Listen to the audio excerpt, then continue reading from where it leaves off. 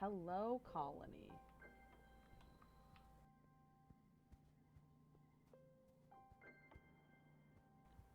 Oh man, I forgot how big this place is now.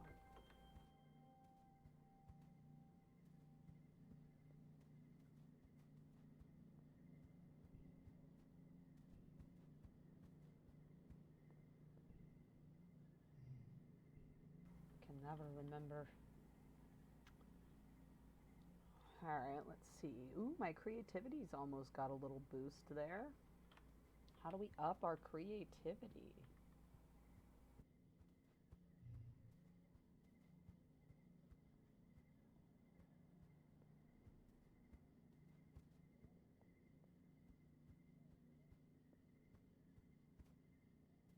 I don't recall creativity being able to be just like easily done.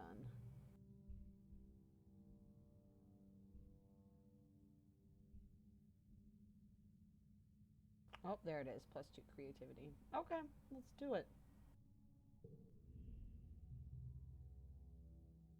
You're doing creative writing in teams and you've paired with Mars. Great. She and I get along so well. You wish it was Tange? Yes, I do. She always does so well. The theme is Earth's natural environment. Mars takes the topic at face value and wants to write about how beautiful everything was on Earth, with blue skies and green plants everywhere. Huge oceans that went on forever.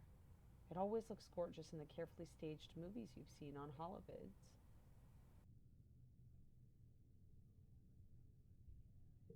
Yeah, I like that idea.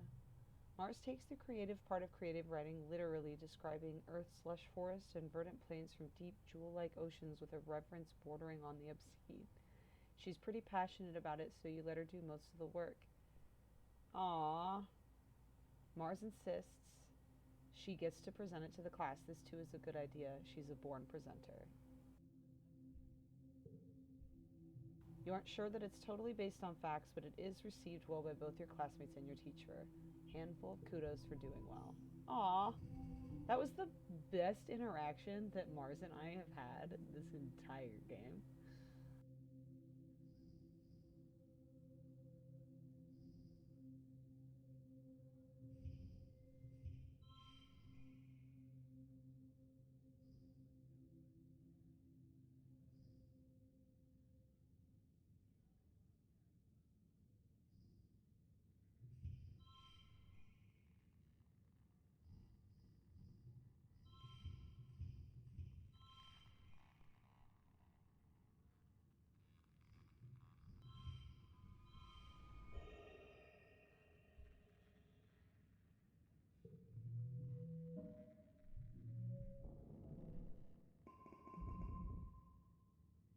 Yay!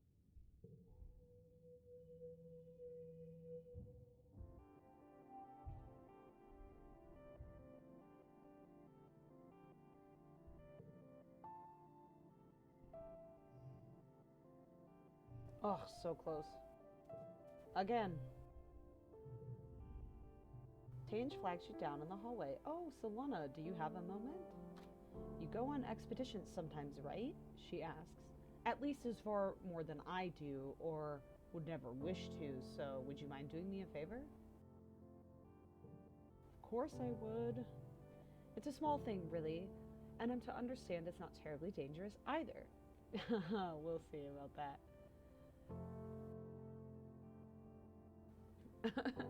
I simply need you to bring me some hop-eye eggs the next time you come across a nest out there. I would ask Disc, but... And she makes an evocative, dismissive gesture.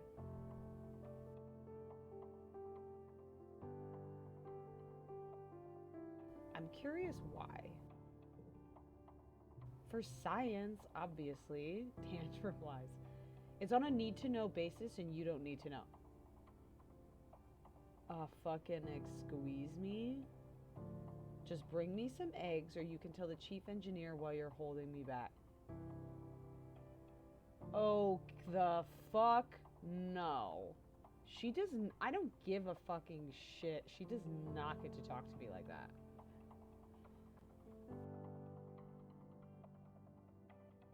I'm pissed. I was all about getting her eggs until this dialogue.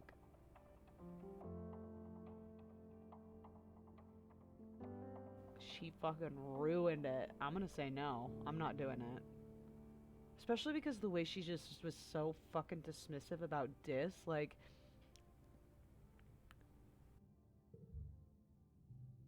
I'm not your errand girl. I didn't say you were, Tange says, narrowing her eyes. I didn't realize it was too much to ask that you actually do your job.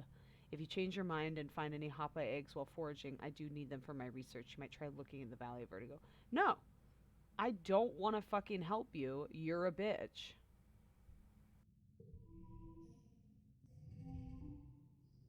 Fucking pull rank on me.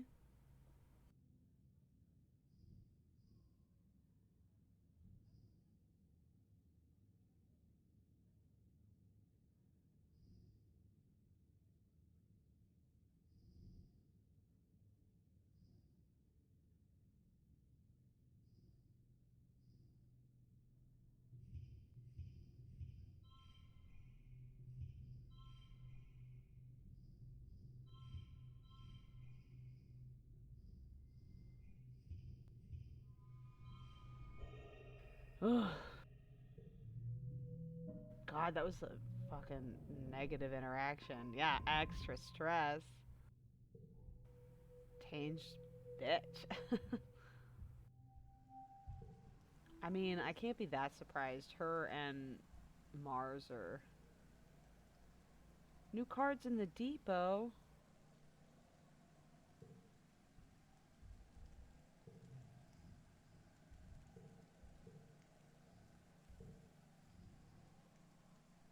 Wait, where's the depot?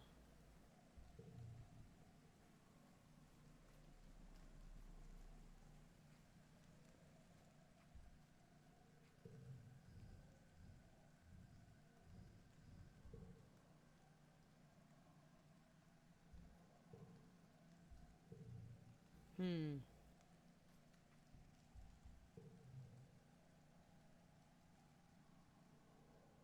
I can't believe Dis and I are still like such solid friends.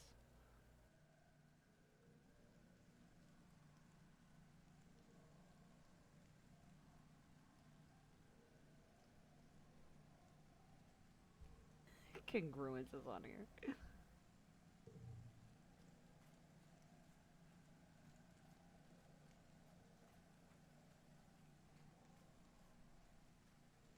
Oh, Dad has something for us.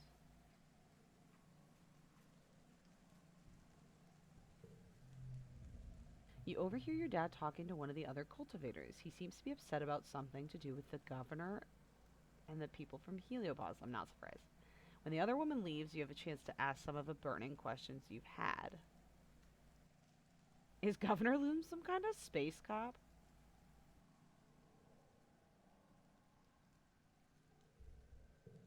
Why did they know about Mom?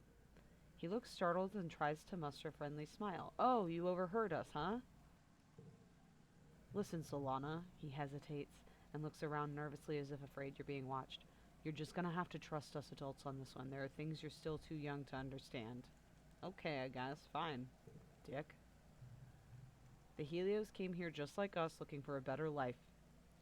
Some of them had other reasons too, but now that they're here, we have to learn how to work together. When your mother and I were young on Earth, we learned a hard lesson. We learned a lot of hard lessons. One was that it's safer to be led by one dangerous person than be attacked by an army of them. He lets that sink in. Jeez Louise. Oh! HQ up the stairs. Okay, cool. I'll check the depot then. Another was that sometimes when adults tell you not to worry, you should listen to them. Go on, enjoy your youth. Get to know some of the new kids. I'm sure they're a lot like you.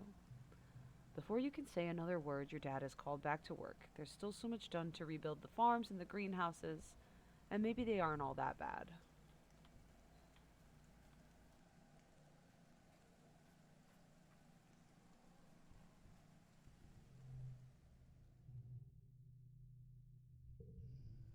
Oh shit, I have never once opened this.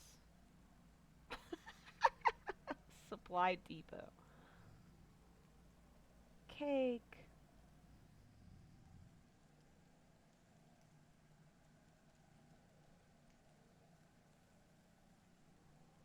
What? +5 to animals? Dang.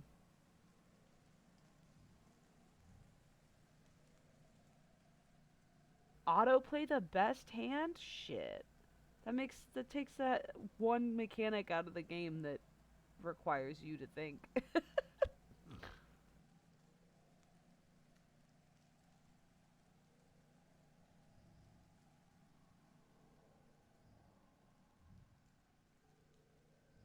Wow.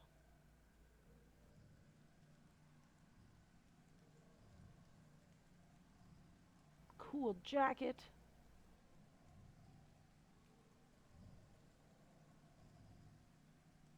Just cake. 6, just flat cake. Nice.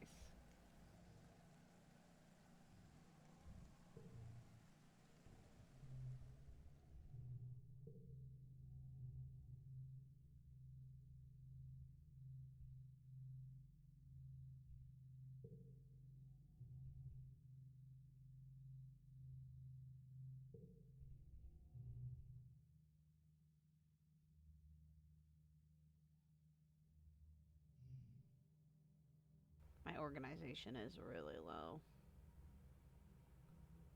I'm kind of okay with that though.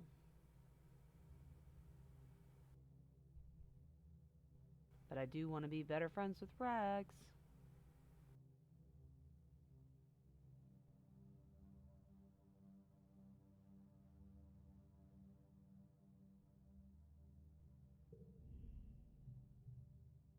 The mood is somber as Mars calls the secret Fun Times Club meeting to order. An enemy won't be joining us today, she announces. Or, probably ever again. She told me she's too busy with training. She didn't want to do any more sneaking around. She sniffs dismissively. It's okay. She was kind of a square anyway, but we need someone to replace her. The cool jacket is what Mars is wearing. Amazing. So we're going to investigate the people from this new ship. What do they like? What do they like to do for fun? And more importantly, can we recruit them to the SFC? Mars stops and holds up her finger. Oh, it's just SFC now. Secret Fun Times Club. Was okay when we were little, but we're practically adults now. What about the new Governor Loom? Tan asks. I know he's technically an adult, but he's fairly young. It would be beneficial to have someone with actual clout on our side. Mars gives Tange a withering look. We already have someone important in the club, Tange, but thank you for your contribution. I feel like I've seen that cool jacket somewhere. She crosses her arms and thinks, I mean, Loom's alright. Kinda dumb, but like, you don't have to be smart to be hot, you know? I can't believe we just let him be in charge. I've listened in on some of his council meetings and they're total chaos. It's like he has no idea what he's doing. On that note, who do you approach to join the club? I can't approach anybody. I'm not friends with any of them. You haven't really clicked with any of them, so you don't know who to suggest. Yep. Sad.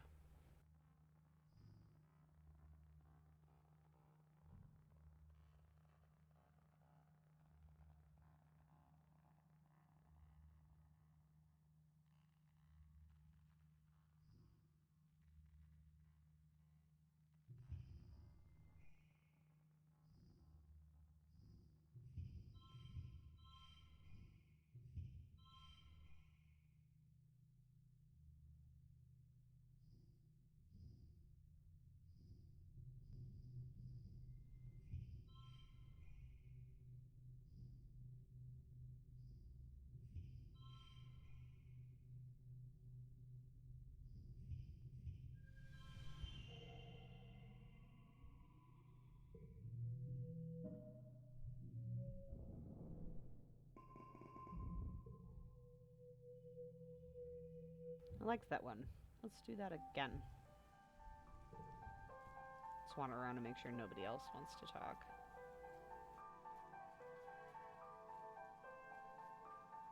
Music is so loud tonight.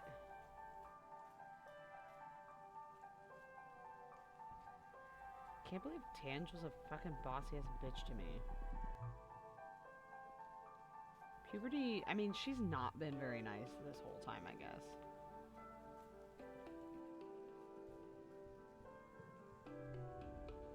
Rex watches you approach with a cautious look. Aren't you Vase's friend? He asks, crossing his arms.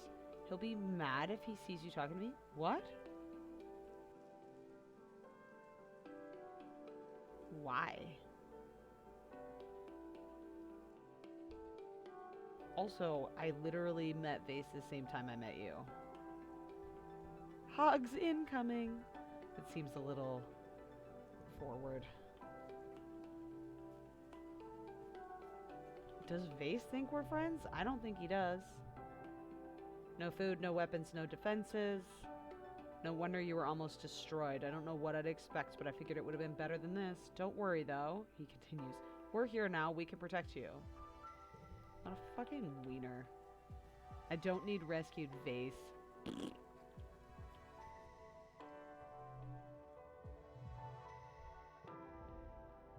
You're charged with delivering a special package from Administrator Seek to Chief Engineer Instance.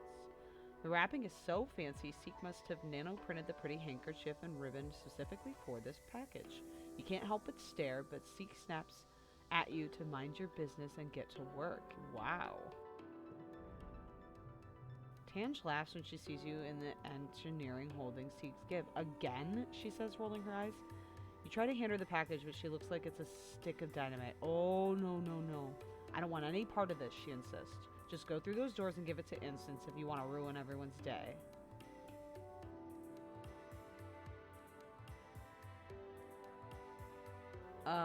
Seek told me to take it to Instance, so that's what I'm gonna do.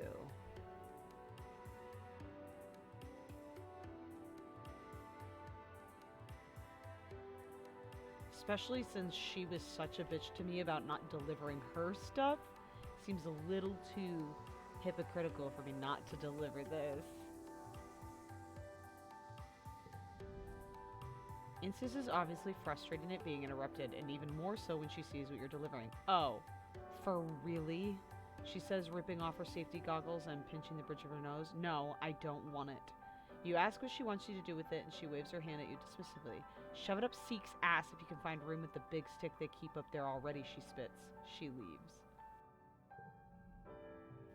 So they have a history. Is this an attempt at an apology? Is Seek trying to win her back? You have so many questions. Too bad it's none of your business. Honestly, you aren't even sure you want to know. What if they were dating? Ugh. I'm gonna give it back to Seek. You didn't even deliver it? What kind of delivery person are you? This is coming out of your pay. Wow. What a fucking dick.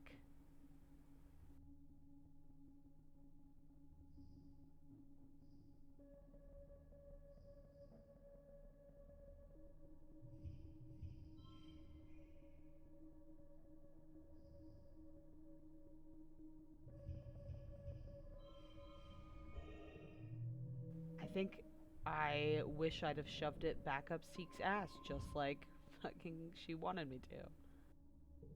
What a fucking dick.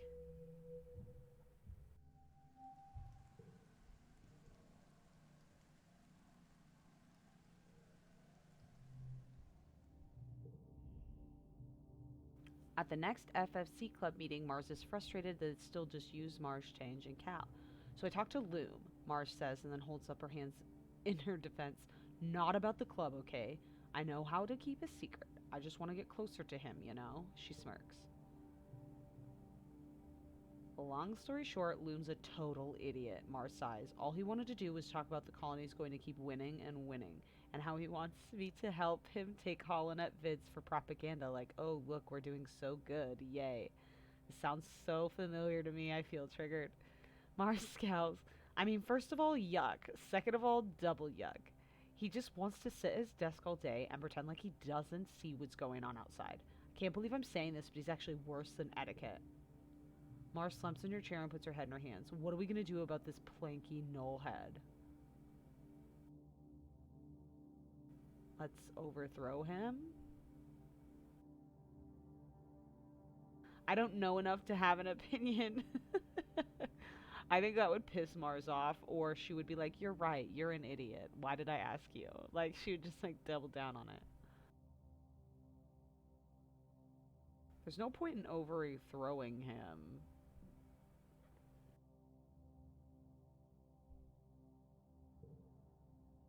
That's not an excuse, Marx exclaims. You live here. It's your responsibility to educate yourself. The future of the colony could be at stake here, not to mention your life. Do you really want to trust it to someone like Governor Loom? I liked Governor Etiquette, Cal speaks up for once. He was really thoughtful and nice, and Loom is getting people with guns run everything. Just makes me uncomfortable, man. You look at the SFC pin in your shirt and realize your silly childhood secret club might be turned into a bit of a political organization. Good, I hope we do overthrow this fucking bitch.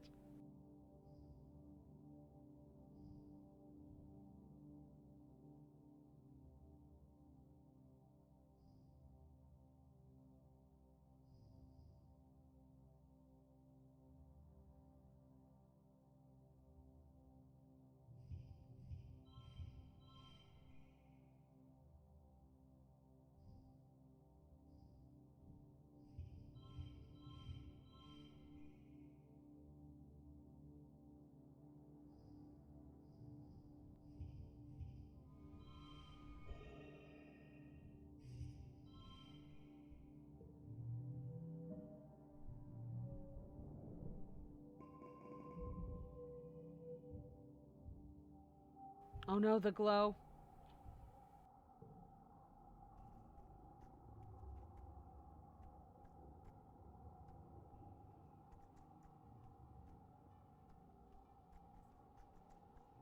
It's just so pretty. You spot your dad, standing stock still, his eyes closed and his head tilted to listen. Glow is just pretty season. Nothing bad ever happens. It's the best season. Oh, I don't know if I'd go that far.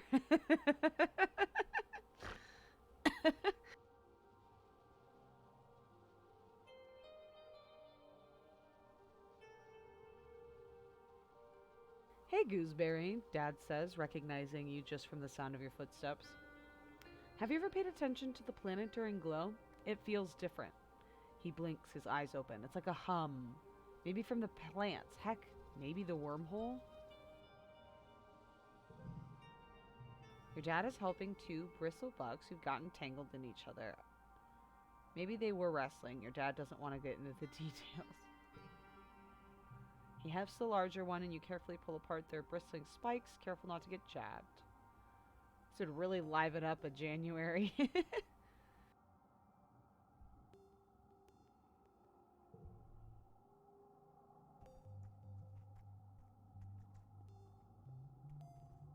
That was so random.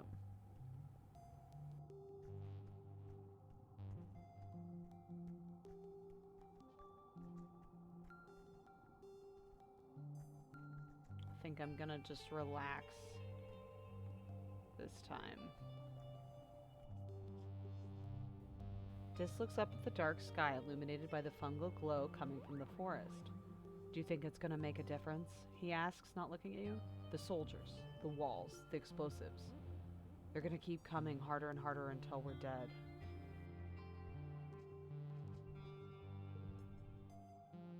That's fucking dark.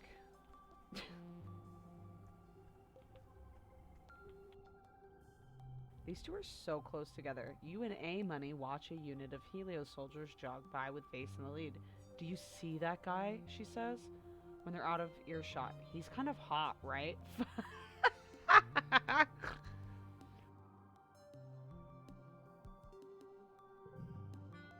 A Money suggests you practice some hand-to-hand combat and then kicks your butt in the absolute most literal sense. She leans over you while you're lying on the floor, completely gassed. You okay? She laughs. I didn't go too hard, right? Girl, don't fucking talk to me about hot boys and then wrestle me.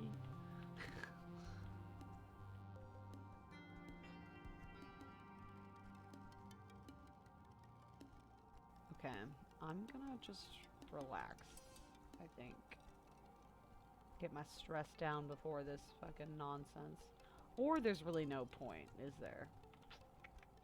I don't know. I can't remember if being stressed at the beginning of the glow matters or not.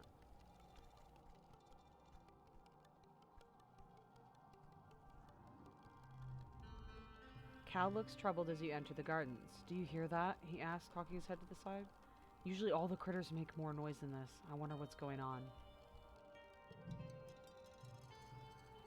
You tell him about the time Tange brought a stink bug for show and tell in biology and got scared and it made the worst, most smelliest, grossest stink you've ever smelled. And everyone thought Tange had farted. Professor Howe had to clear out the whole room and it took weeks to smell out the bean bags. It was so gross. But kind of neat. Cal laughs. I remember that, Solana, except the way I heard it, it wasn't Tange, it was you. How dare.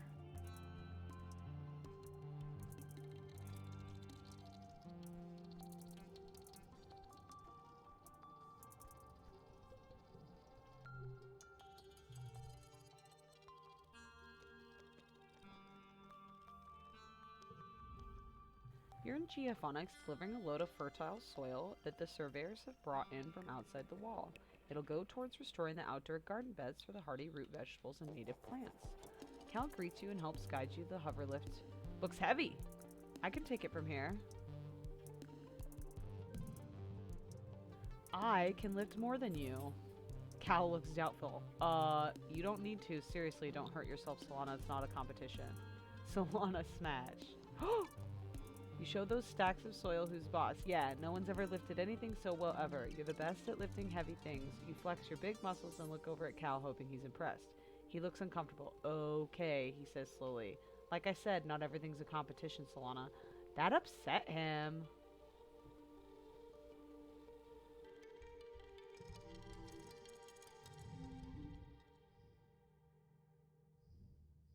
I wonder why.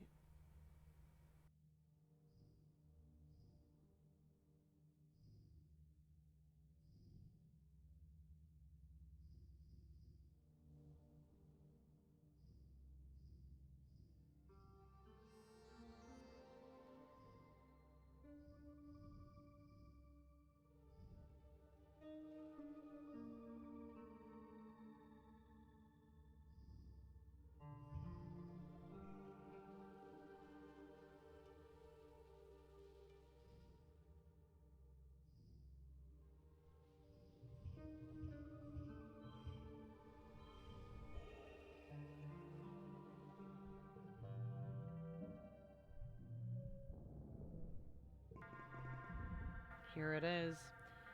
You're relaxing in your quarters with your dad when you hear the colony siren. The enemy is here. Your dad looks up from his novel. Huh. Seems early this year. We should head to the shelter in the lounge. You've been drilling for the new evacuation procedures for the past month. There's no need to be a hero now that there are so many new soldiers from the Helio. It's probably best for you to follow instructions to head to the lounge with your dad.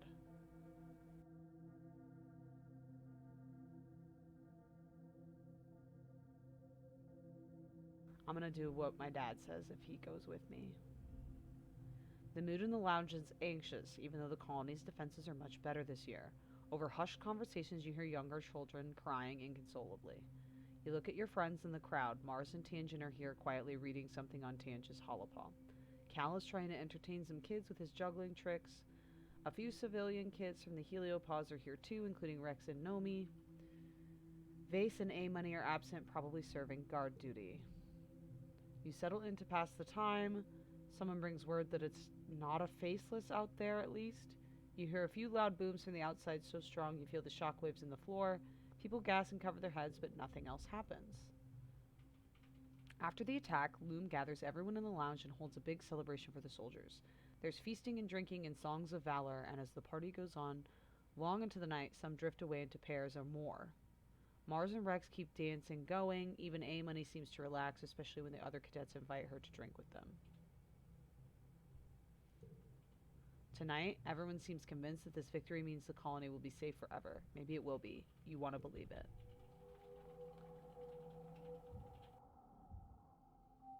We kind of needed that chill year for a second. Okay.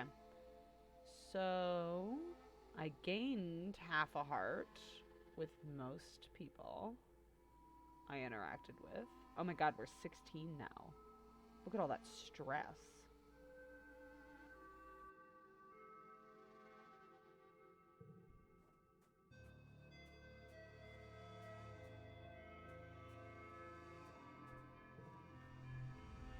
Rex holds his hand out, letting flakes of spark snow melt on his hand.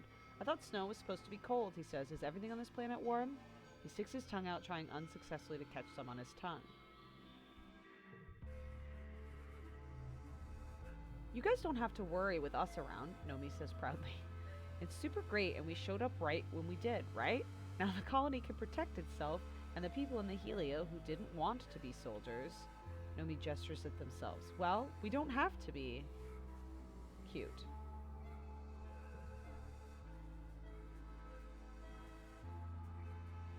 Alright, who should I relax with this month?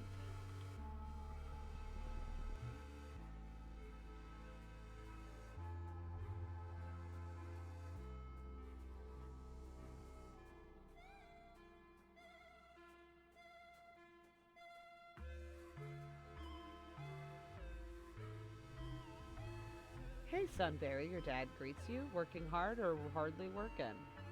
He laughs and ruffles your hair. Needs 80 animals? Darn it, what do I have? 79? Oh. Suck.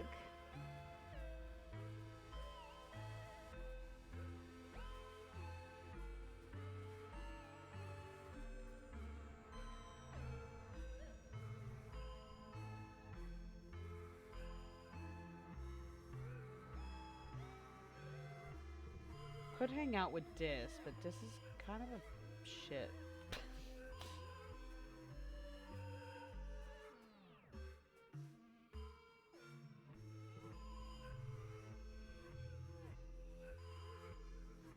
Ooh, relaxing in the lounge will give me Rex friendship.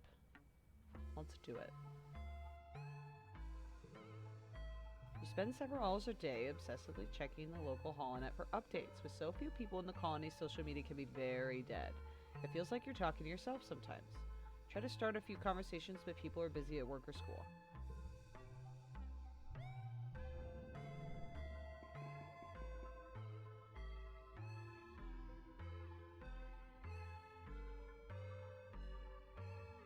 Escaping the Shimmer Glade. Yeah, that was freaky as fuck.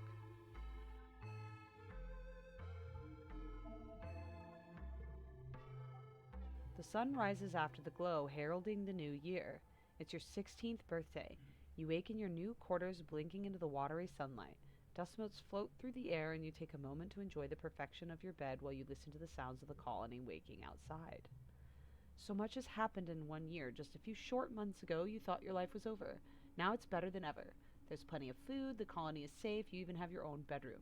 You're considering snoozing until your dad wakes you from your reverie,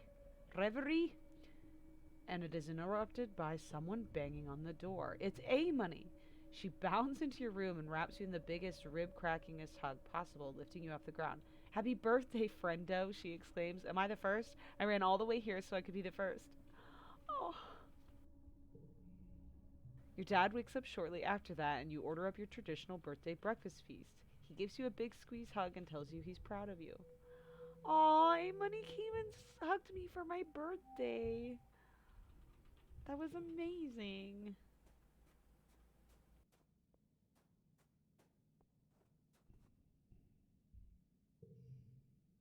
Clear-minded, no stress or worries.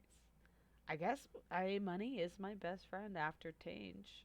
Before Tange, I definitely pissed Tange off a lot. I've never made an enemy mad.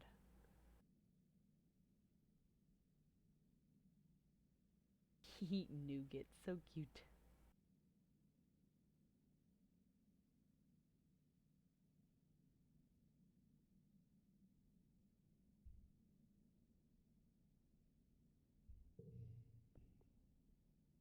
Oh, I'm so close to getting my organizing. Okay, I will do my organizing and then I will do combat.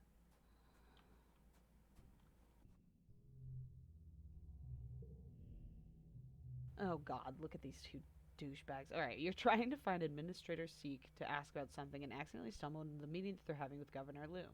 You didn't catch the topic of the argument, but you managed to piece together that Seek is trying to get Loom to come up with a way to explain something important to the colony. Whatever it is, Loom is dismissive about it, and you hear him say he's not here to hold people's hands, which frustrates Seek. Figure it out, Seek. It's your job. Tell Seek you can do it.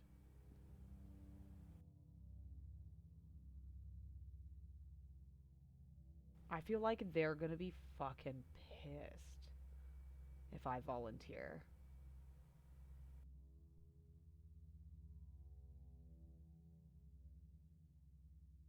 Fuck it, let's do it. Maybe it will make Seek mad. Kinda want to.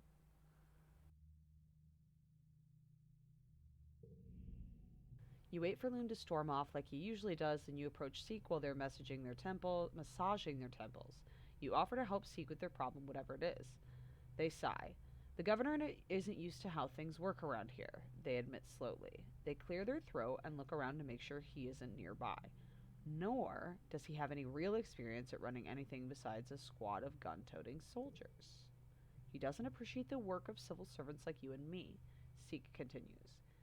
He thinks the person with the biggest gun and the nicest smile should be allowed to make decisions with no regard for the difficulties of actually making those decisions a reality.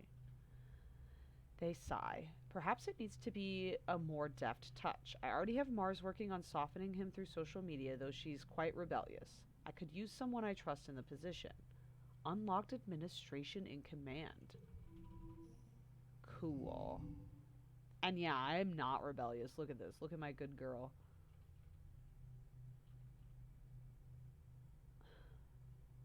Good girl flag thing.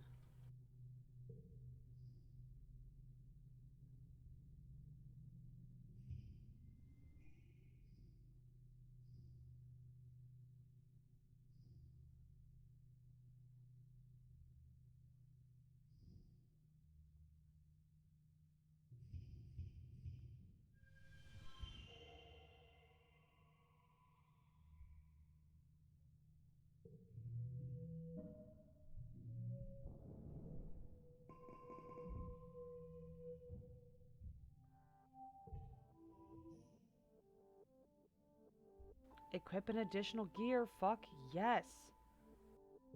Oh my god, I'd have been doing organizing a lot sooner if I'd have known it was going to let me have more gear.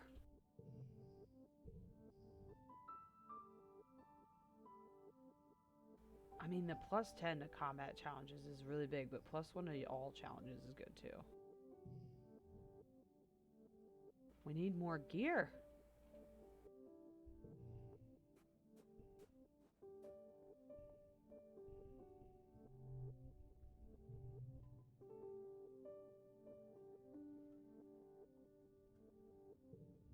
Let's do defense training. You know what I want?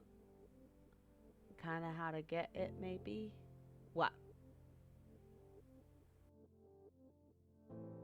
Oh my god, I missed that. I wonder what that was in context to. Shoot! Chat's a little slow tonight.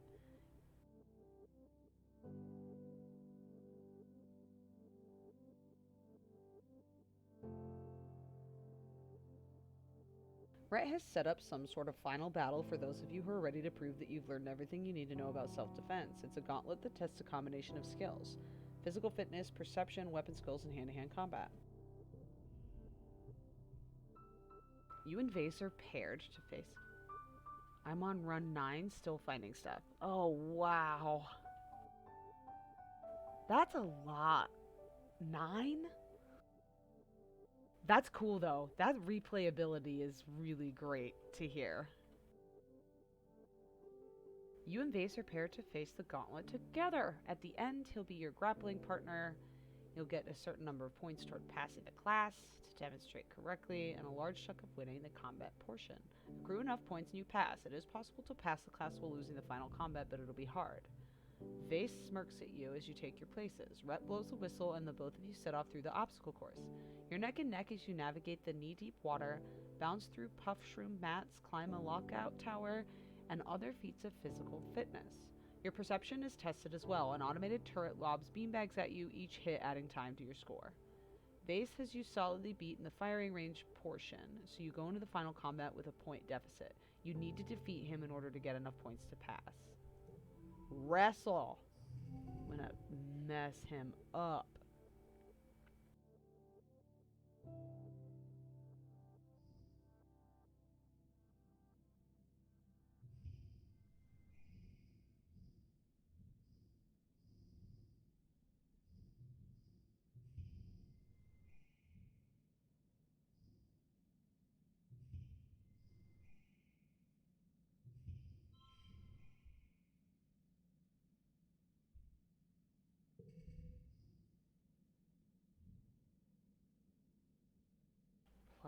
+2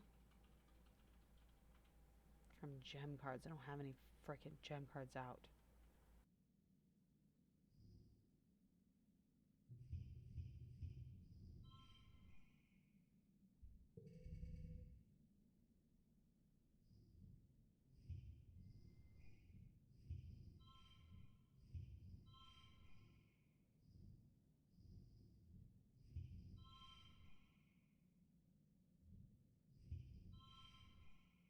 Oh no, he beat me. I think I'm okay with that. I think he'll like it more if he does.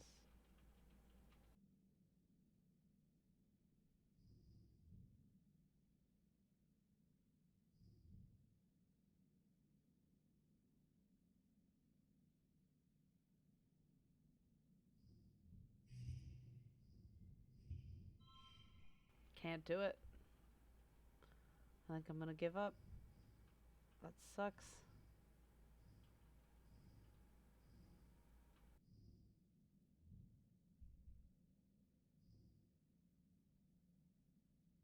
Oh my god, I never realized that these orange things you can use. Oh my lord. Jenna,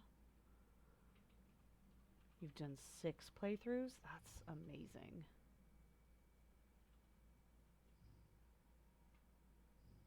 Well, this is dumb. I'm gonna lose. Okay, we're gonna say give up. I don't want the stress.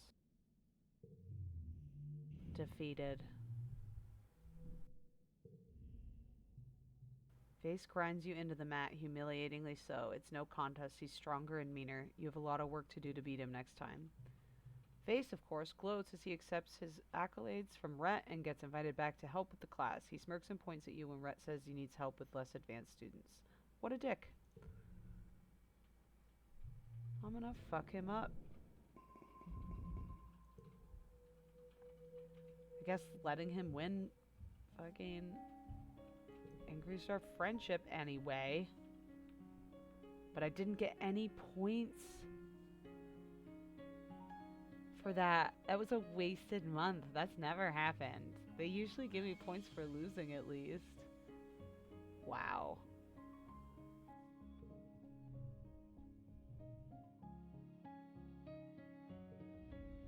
Rhett pairs you off to practice sparring, partnering you with Vase. Of course he does. You don't know Vase very well, but from the look of him, he seems like someone who'd really use your face as a lesson. You see him posturing and preening at the other kids from the Helio, and for a handful of colony kids too, especially for A money. Ugh.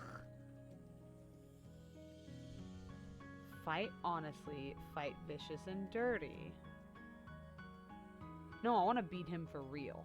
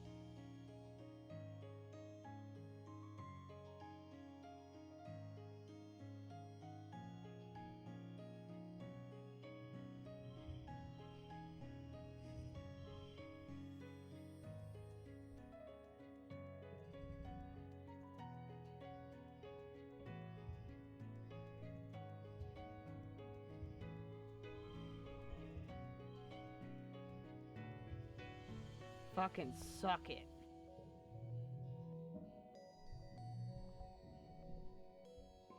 -1 stress, +1 combat. What about pets?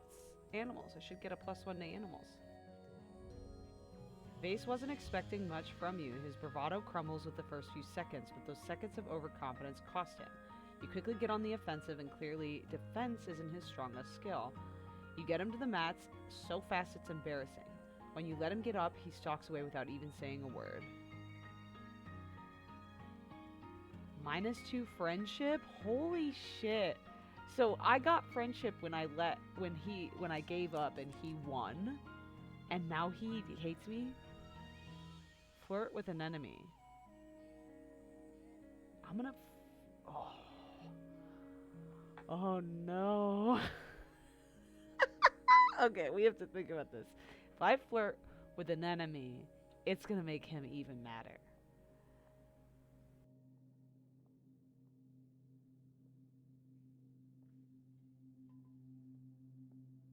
Oh no. Do I? Oh no.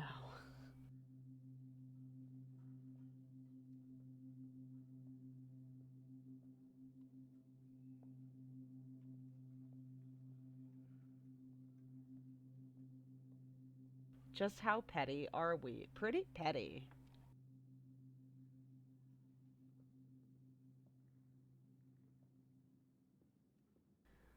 Oh, but I can't tell if an enemy would like being flirted with or if she would appreciate me being a gracious winner. How into A Money are we? I mean, I'm into A Money because she's like my best friend. Like, these things kind of go together, I think. It's like just the way that it is.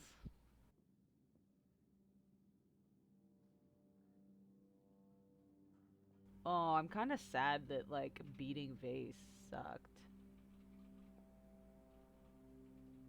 I do want to flex for A Money just because it feels like, even though it's flirting, it feels like a part of our friendship for the two of us to just, like, brag about the really cool shit that we do, especially because she used to beat my ass and make me feel bad about it. You know what I mean? You get to your feet and point at A Money. She points at herself questioningly. You give her the old eyebrow wiggle and flex your arm. She blushes, but she doesn't look away. That's an encouraging sign, right? Face scowls and disappears.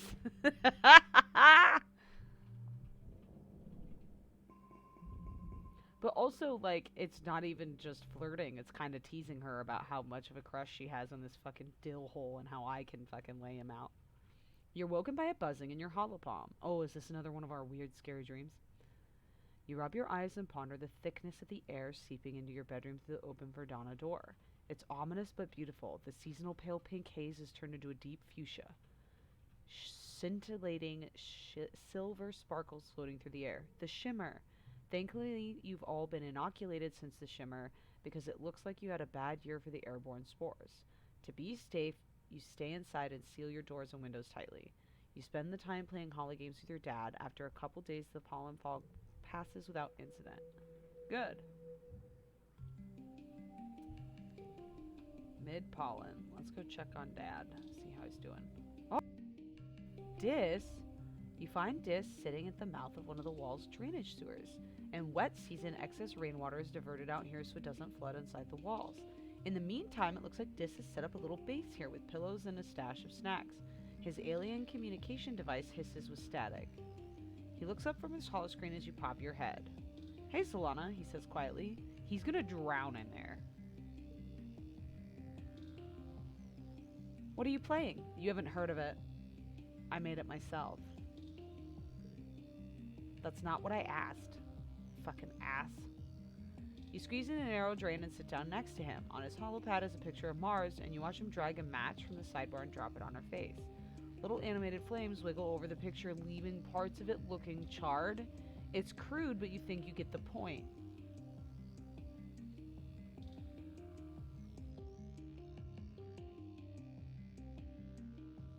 I don't. What happened with Mars?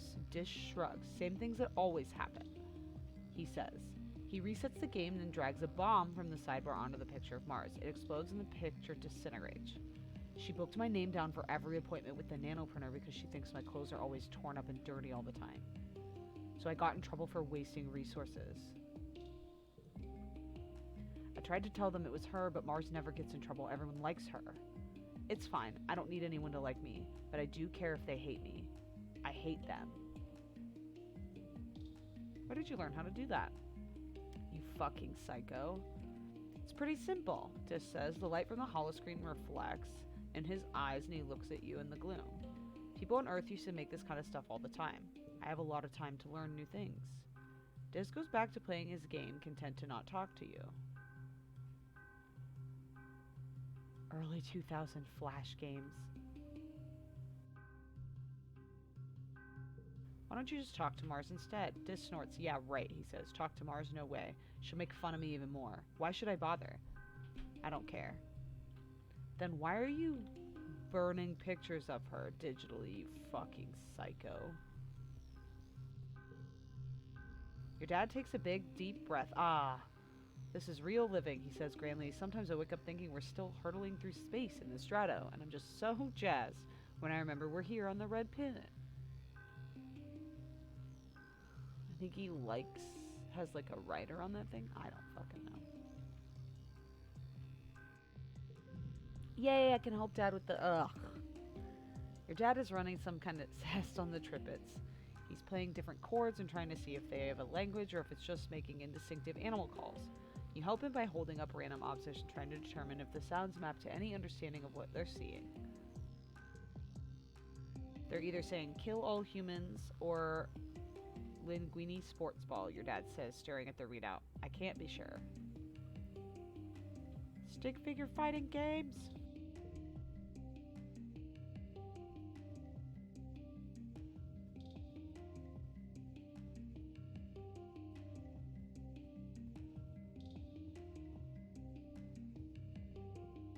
Let's get our combat maxed out.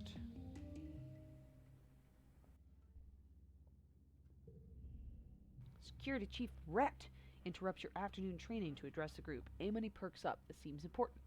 Since the original colony was destroyed, Rhett begins, we have needed every skilled security officer we can find to defend our home.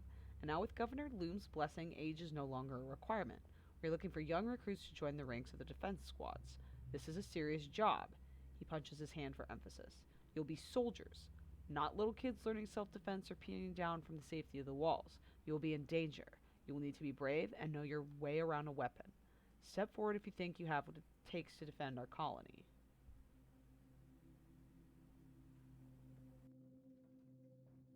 Go pound sand, warmonger. Him and your mom wear clothes. I would never yell that to him. When Rhett smiles, it's not a happy smile. But do you have what it takes to survive?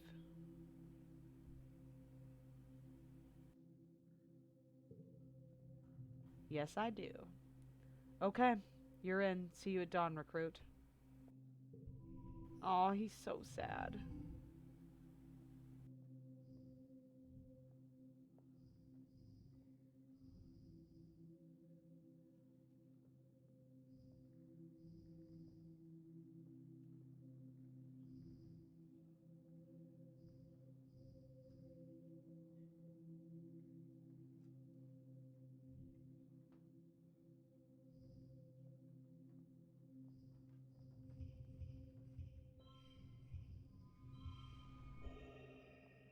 Yeah.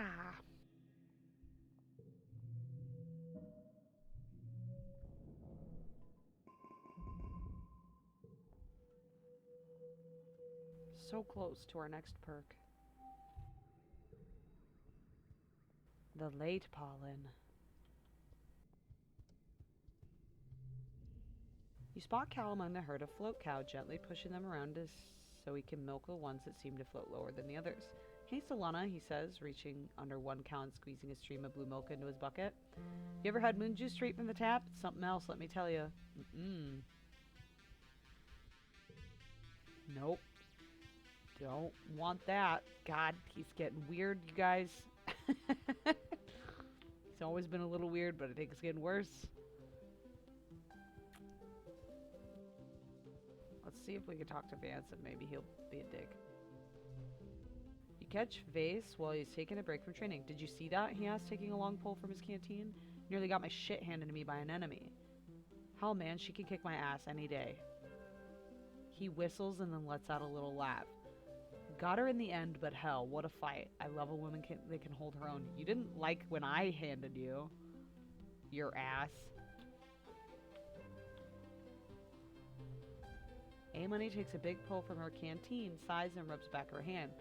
Hoi, Solana, this training business is hard. Crazy. Rex is playing a game where he throws a ball up in the air as high as he can to try to catch it without using his hands. You narrowly miss him running right into you, and the ball bounces away. Shucks! Twiddling his big furry ear.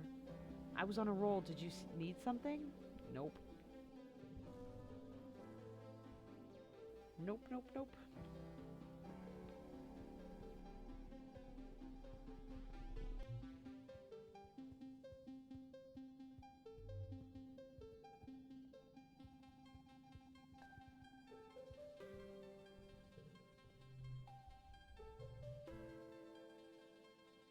Three combat? Ooh, 2 bravery and 1 friendship with Vase.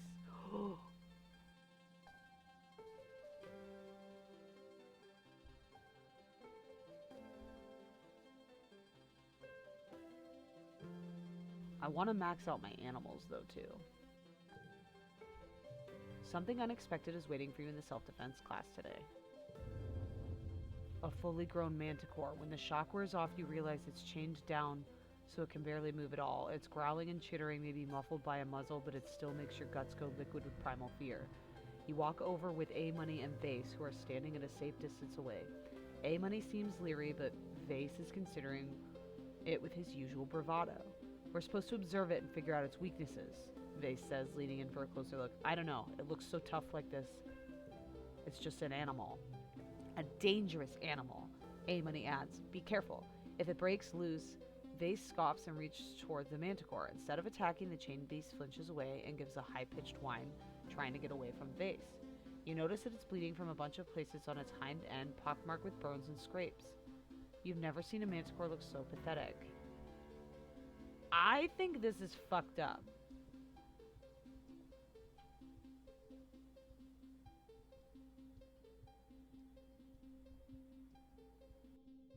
Do I speak up about it, though?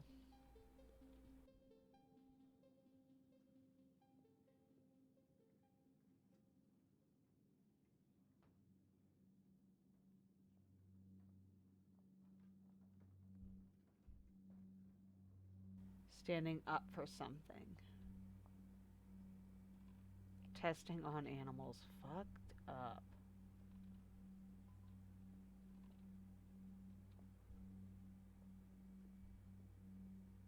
+2 during challenges. Unchangeable. Yeah, I'm gonna do it. You point out the manticore's wounds and how terrified it looks to be chained down like this. 5 rebellion. +1 empathy. -2 friendship with these 2 idiots. The security chief rolls his eyes and puppets his hand like yada yada yada. And what are we supposed to do, Solana? Do you want to run into one of these beasts on your own with no experience? Am I supposed to send you out into the wilderness blind, unprepared? He points at you. You should respect the work of the hunters who risk their lives to bring in this specimen, he reprimands you. Because of them, you and your friends are less likely to die out here. No way. With Rhett, it always comes down to life or death, but you can't use the dying as a scare tactic to get what you want. You tell him that, but he just goes red in the face and tells everyone that class is dismissed because someone objected to his methods. They scowl at you. Don't fucking care. Fucking felt wrong.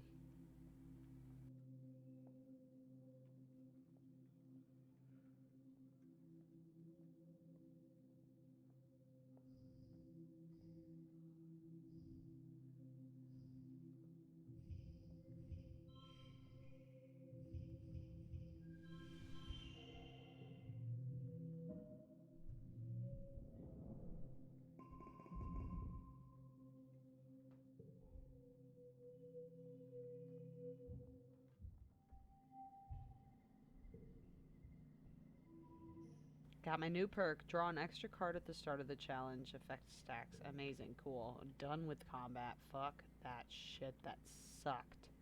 Ass.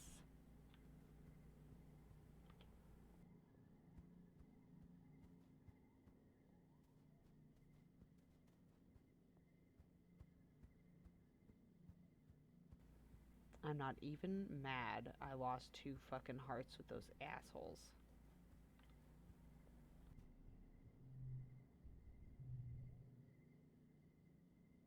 +2 biology and +2 toughness. Friendship with Cal. Love it. Let's do it.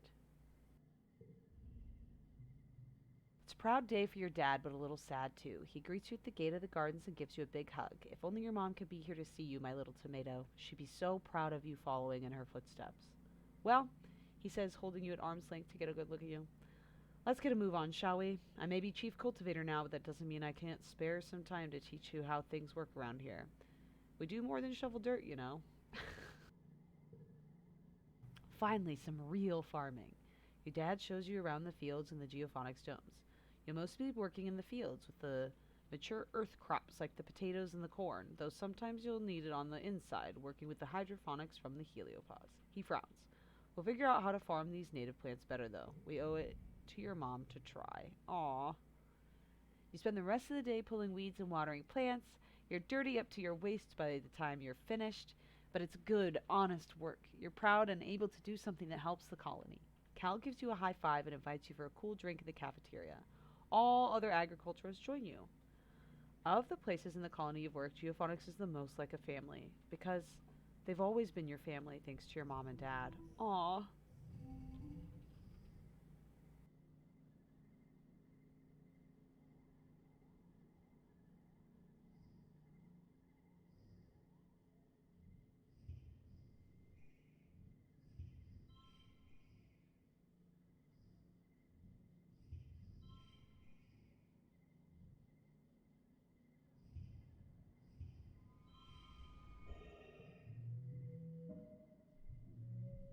Yay.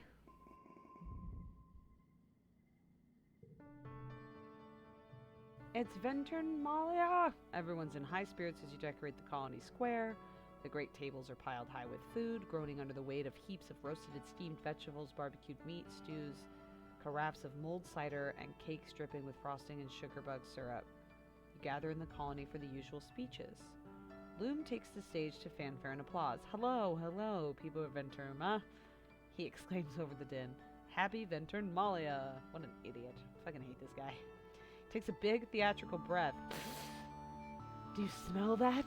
It's the smell of victory. We humans have secured our hold on this planet, and now it's time to celebrate. Loom gestures to the sagging feast tables. Eat, drink, and be merry. The crowd cheers again. Oh, she'd be so proud of you. Oh, it's the end of the month. Bye, Dad. I'm gonna go admin work in HQ. Yeah, I know. I do that a lot.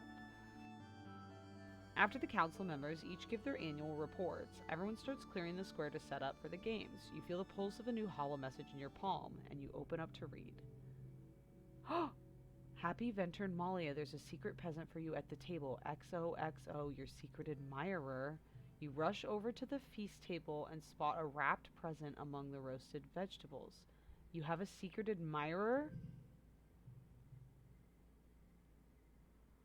You unwrap your present. It's a data band. You snap it on your wrist and boot it up on your holopalm. It's full of your favorite songs, videos, shows, and games. A collection curated by somebody who must really know you. I admire your ability to refrain from puking by reading for Loom. I kind of like it. You know I like a good villain. Uh, Now you'll always have your media with you, even if the net goes down, including your favorite episodes of Rise and Fall of Sanctuary Moon. Nice. Who gave this to me?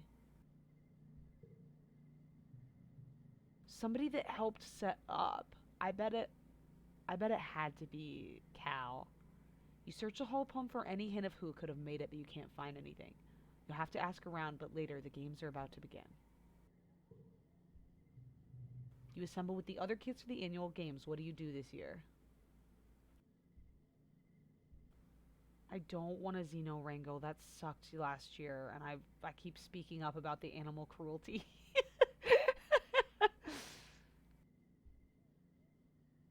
Need reasoning 35 or higher. All right, we'll do the bake off.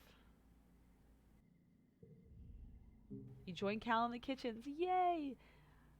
Hey, Solana, are you ready to get your bake on? Oh, God, gross. You ruined it. It's a secret. This year's theme is multi-layered cake. She'll be in charge of designing, baking, assembling, and decorating a towering monument of sweet cake and frosting. Let's fucking go.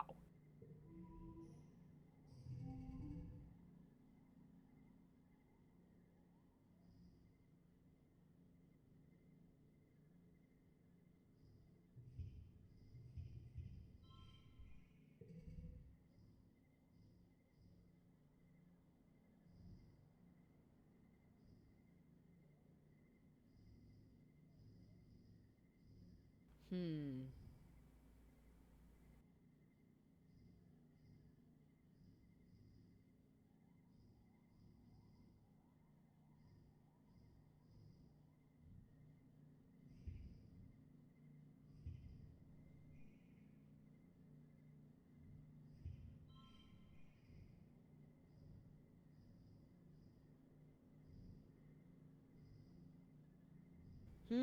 I don't know what to do with this.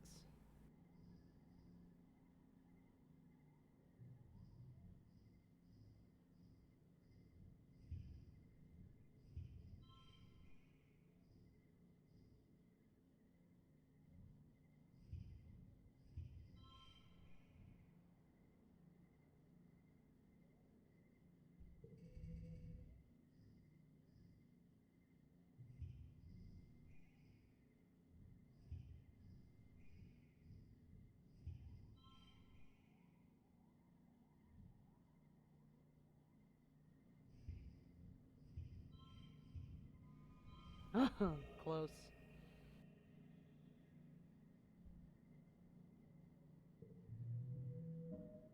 We did it. +1 organizing. Yay! Your cake is an architectural marvel, easily in the running for the best thing ever created on Victunma, for sure. It's 4 tiers decorated with delicate, hand-sculpted floral details and pipe frosting. It's delicious, too. Best part was eating it, of course. After the festivities, everyone descends on the feast. You heap your plate with more food than you can eat in 3 sittings. Then all the food is gone and the sunset is broken. The heat of the day, people break out their instruments. Everyone dances well into the night.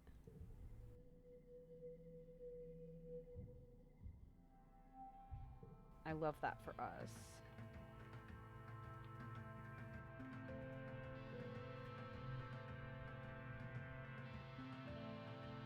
+3 animals. +2 empathy. Wait! What? What am I waiting for? You gotta find your admirer. You find Cal catching a break in the shade in one of the gardening sheds, a wide-brimmed hat pulled down over his eyes. Hearing you approach, he lifts the brim of the hat and shoots you a smile. Hey, Solana, taking a break too? Someone gave you a data pad. It might have been Cal. I think Cal would literally have lost it. Like, he could not talk to me right now if he'd have been the one to give me that gift. Like, he'd have broke the secret. He couldn't have kept it. He couldn't have kept the secret. I mean, I guess he did keep that weird little bug thing for a long time. Oh, do I have the guts to actually ask him if he's my secret admirer? No, I'm afraid. I'm afraid. I don't want to ask.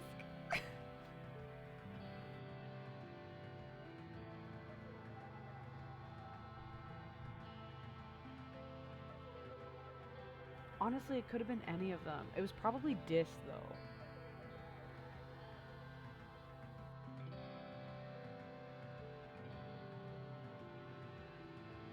And Cal will be so gracious even if he's not. I'll be like, are you my secret admirer? And he'll be like, yeah, sure. I'll be like, no, did you give me this gift? I'll be like, sure, didn't know.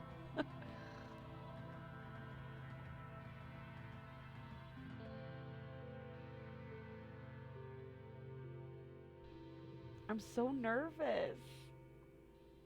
Is this how you find out you just ballsy ask? I'm gonna leave him alone for now. Oh god, I'm so nervous. Cal will be so sweet to me about it though. Cause like if I ask an enemy and she'll be like, okay, well now I feel stupid. But at least with Cal, if I ask a stupid question, he'll be super nice to me about it.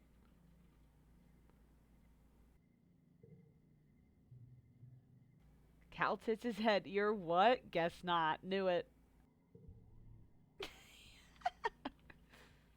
Amazing.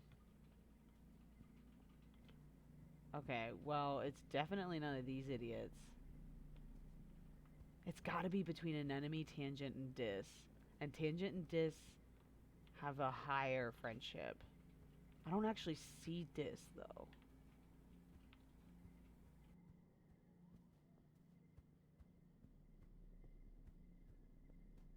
Where the fuck is he? There he is. Oh god, he's such a dick. He's gonna be the last person I talk to.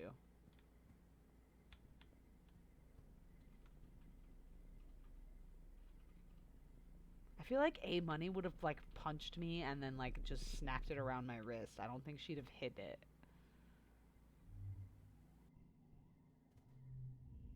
Catch A Money between drills, leaning her elbows against the garrison fence. She takes a swig of her canteen, pours it over herself to cool down. But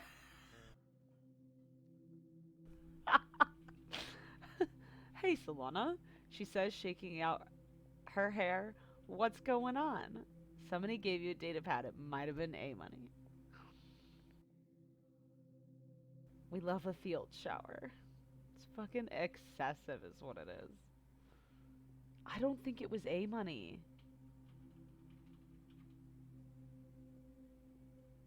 There's no way she'd be a secret admirer. I did flirt with her. She's the only person I flirted with.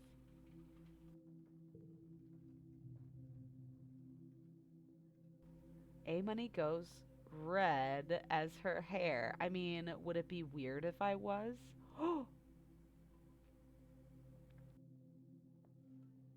But what if she's not? Like, what if she's just saying that, just like capitalizing on this moment?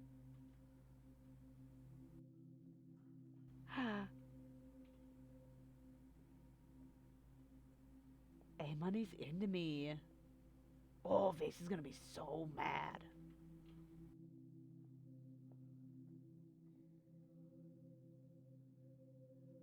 I mean, it is a little weird that A Money's into me. I named her A Money after all. Like, we've been friends for so long.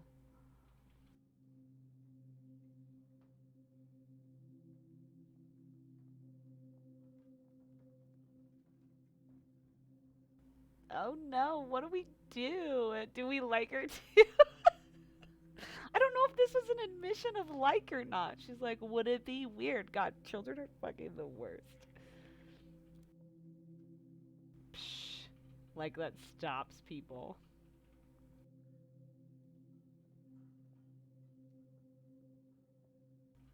I'm gonna tell her I like her.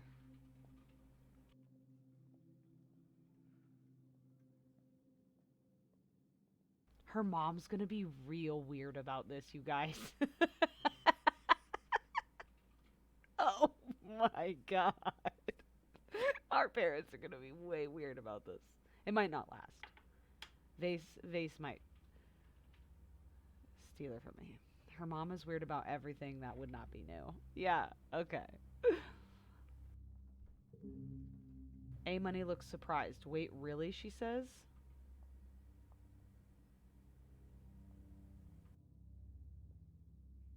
Oh shit, she wasn't my secret admirer. She just used that as an opportunity.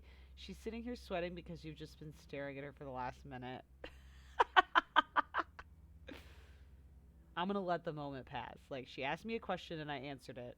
I feel embarrassed and I don't want to repeat myself.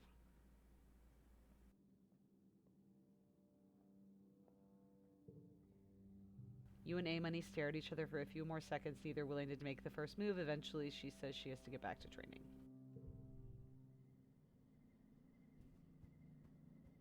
Okay, so she was my admirer. It just ended that plot line. Oh, fucking weird.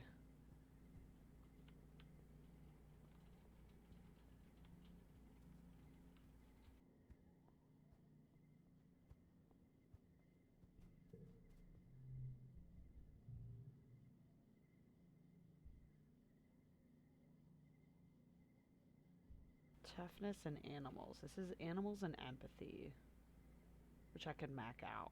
Max. I do want my toughness to be higher, so I could just shovel dirt, I guess. Let's max out animals first. Oh, look at these fucking fluffy little badger things. You're working with the bristle slugs. You had a chance to make out and you passed. Yeah, I'm not gonna kiss A Money. It's weird.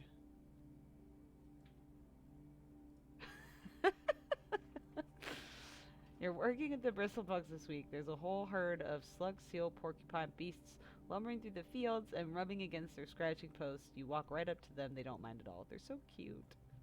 You empty the berry catching bucket and sort through the berries, picking out loose stones and planting that have sprouted. Those ones will grow into bristlebugs one day too. What? The plants are the bugs? It's how they reproduce. It's so fucking weird. It's not wet season, then they're fully bristled and cranky about territory, so everyone is playing nice. It's a nice, calm month for picking berries and scritching bugs. You come back from lunch one day to find the door to the pen wide open. Oops, you must have forgotten to lock it. Good thing bristlebugs don't roam. You do a head count. You seem short one bug.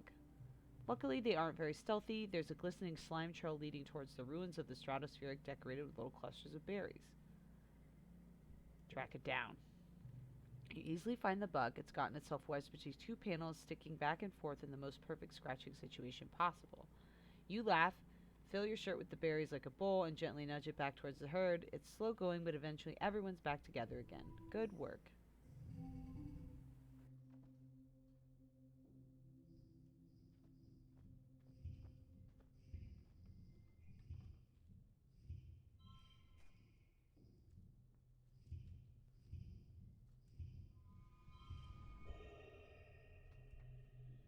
Win. We worked hard this month. Oh, look at the animals so close.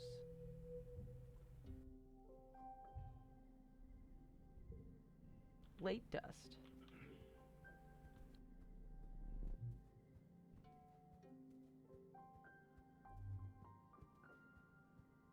Oh my god, I love that for a hot second, the first person I asked if they were my fucking secret admirer. I can't believe she made me a fucking thing, though. So much.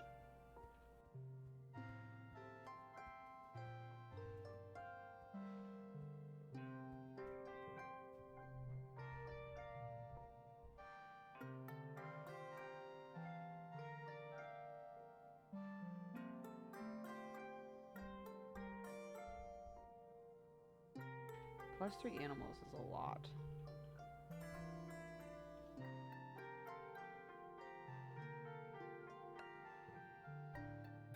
You're pulling weeds to the garden when you hear raised voices coming from the barn. Sock's barn. Oh no.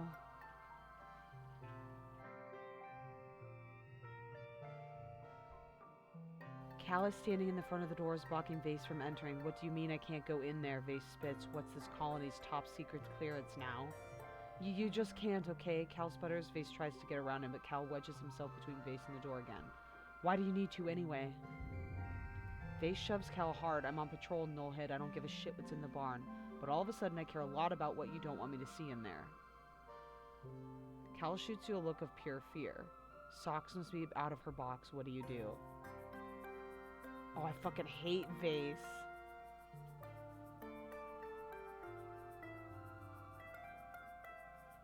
Convince Vase the barn isn't safe. Slip around back and let Socks out. That's our only option. You sneak around the other side of the barn to unlatch the window. Socks raises her head at the strange sound and you beckon her to make a break for it. Oh, look at how pretty she's getting. Sock shoots past you. Oh my gosh, she's gotten huge. You're buffeted as she pulls her long, long body out through the window and clatters up the side of the barn under the roof. You panic. Someone's going to see her. Tell her to come down and hide. You whisper and gesture to the shelter to the barn wall. She tilts her head at you and crawls back down the wall, sticking easily to it with her feet. There must be 10 pairs of them now that have grown at least. She curls up beside you, her great big dinosaur head in your lap. Oh my god, I love her. Through the window, you hear the sound of Vase searching the barn. You hold your finger to your lips in a shushing motion at Socks. You hope she understands. After a few tense minutes, you hear the barn door close at the sound of Vase's boots crunching down the garden path. Socks slithers her great body through the window again, and you go around a great cow. He closes the barn and heaves a sigh of relief. That was close, he mutters, wiping his forehead. Ugh, did you know you can still stress sweat even if you're always the right temperature? He leans his back against the door. It's getting harder to keep her a secret. There's so many people now, and look at her. She curls up and rests her great big head on Cal's lap, looking at him with an adoring expression. She rubs her nose and scritches behind her frill. When you saw the wild dilly pitter eating those rocks, what did it look like? Massive. You tell Cal you remember the great beast, that even from a distance you could tell it was at least as long as the whole colony wall. It ate boulders like soy sweets. Back when Socks was a baby caterpillar, you almost didn't recognize them as the same species. But looking at her now, you know that she's got the blood of dragons in her. Cal bites his lip. I was afraid he'd say that. What are we gonna do? We shouldn't have kept her, you big idiot. Or we keep her and we ride them into the mountains. Fucking Manticore's not gonna fuck with a giant dragon bug.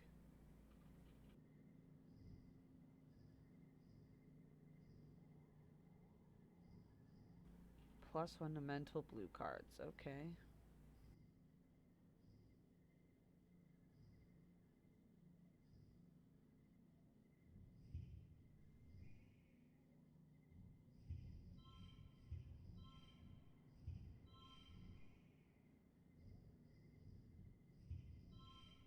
Oh no.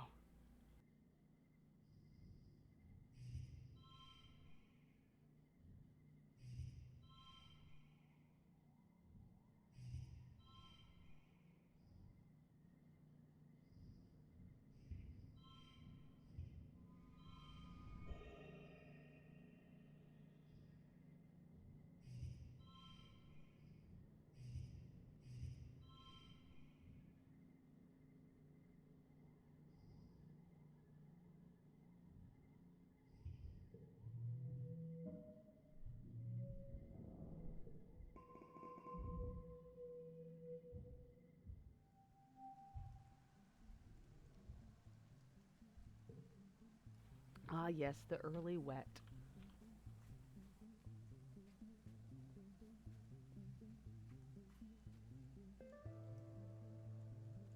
Okay. So I think we need to do animals again. Just max out animals.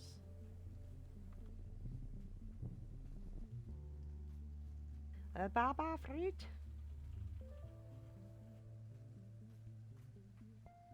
I know that combat gives you a +1 to animals, but I don't fucking want it.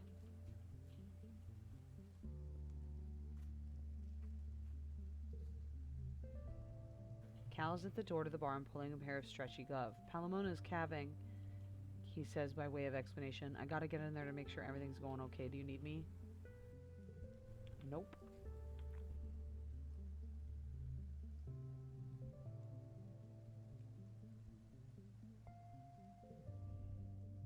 Tend the animals. An unusual face greets you as you enter the barn. Tangent looks terribly out of place here, crisp, white, and clean among all the mud and excrement. She's clearly hesitant to even take a step further in, and winces as you wheel up to her with your wheelbarrow of muck destined for the compost heap. Solana, I've come to see what good work you've done here, she says. Really good work, I can see that. What the fuck does she want? A bristlebug glows from its pen, and Tange clears her throat. It's too bad they are so violent, she says, lowering her voice. She nods approvingly at the bristlebug pen. If only they could all be tame like this.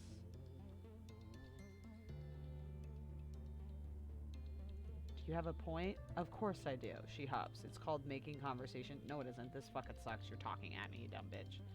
I'm here on behalf of Chief Engineer Instance. We need to access these bristle slugs. What for? Cal asked, popping his head up from one of the stalls. Better not be for any weird experiments. For your information, it is for experiments, she retorts. Important ones, more important than whatever you're doing. Why the fuck is she such a cunt? Like, what the fuck is up her and Dis's ass?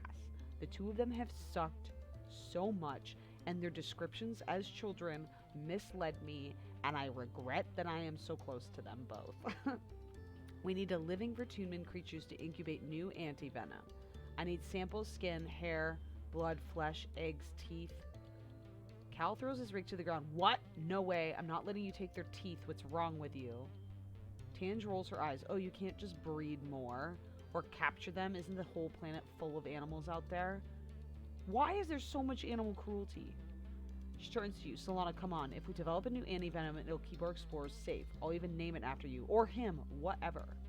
She sticks her tongue out at Cal, who scowls.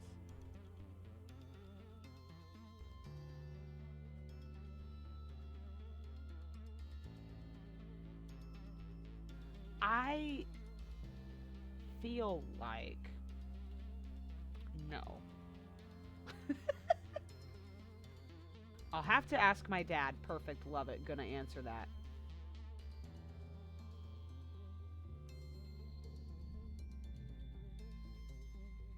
-1 helped Tangent. Yeah, you tell your dad about Tange's request and his face goes carefully blank. Okay, Pumpkin. Thank you for telling me, he says evenly. Go back and get to work and I'll give Chief Instance a ring and sort it out. Fuck yeah. You step outside and duck around the corner, straining to hear the conversation. It's one-sided and too muffled to pick out any word, but you can tell he's really pissed. Not only does Tangent never come back for her samples, but you get the sense that relations between your dad and Instance have really soured. Geophonics probably wouldn't be helping engineering for a while. Oh, God. That's probably not good.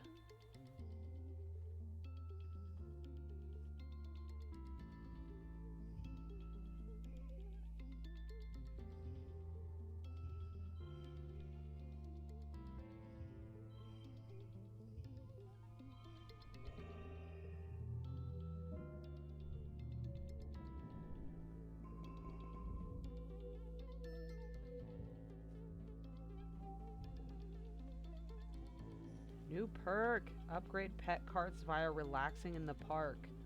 What? That's cool.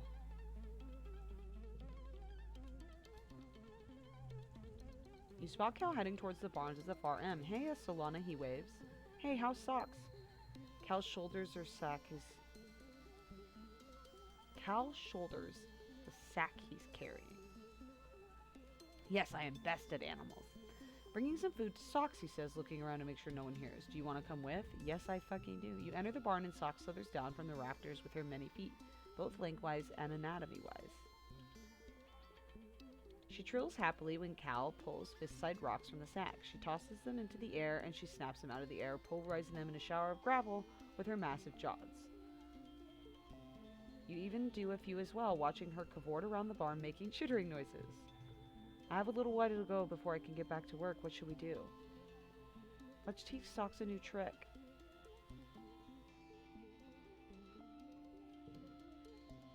Oh yeah, Cal agrees. I've been working on getting her to follow directions lately. That's a great idea. You spend about a half an hour teaching Socks how to shake a paw. There are a lot of paws to choose from and she seems to delight in giving you a different one each time. You can't help but think that working with her like this might come handy in the future. Abso-fucking-lutely. She's gonna be amazing. We're gonna have a fucking colony on her fucking giant little dragon lizard bug back. It's gonna be great. Fucking Tange.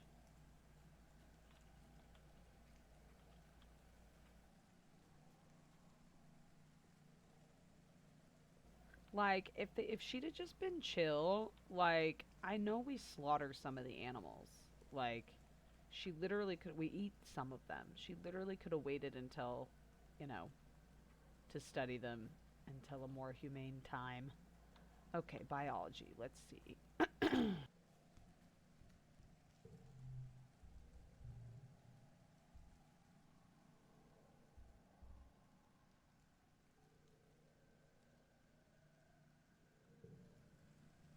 There are a few native crops growing in your fields that you don't really mean to grow, they're just like you can't keep them out. Black grass grows everywhere on the planet. If you leave it to grow unchecked, it could easily choke an entire field. You're constantly cutting and burning it away.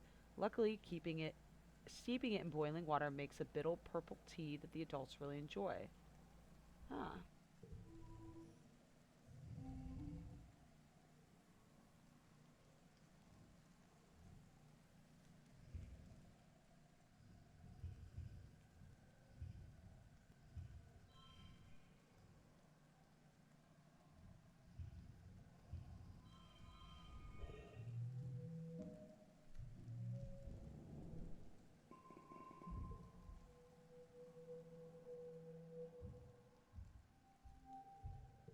Being a scientist. Okay, so we've got the glow next month. So maybe we should relax in the park.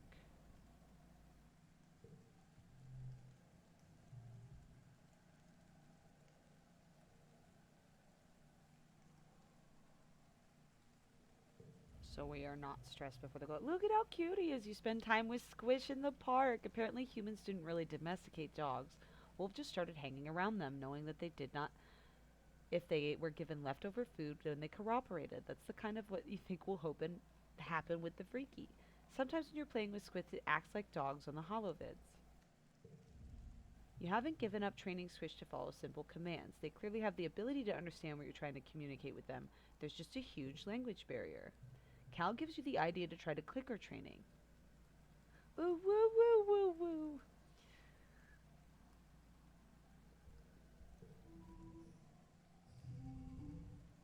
I love our squishy babies. Okay.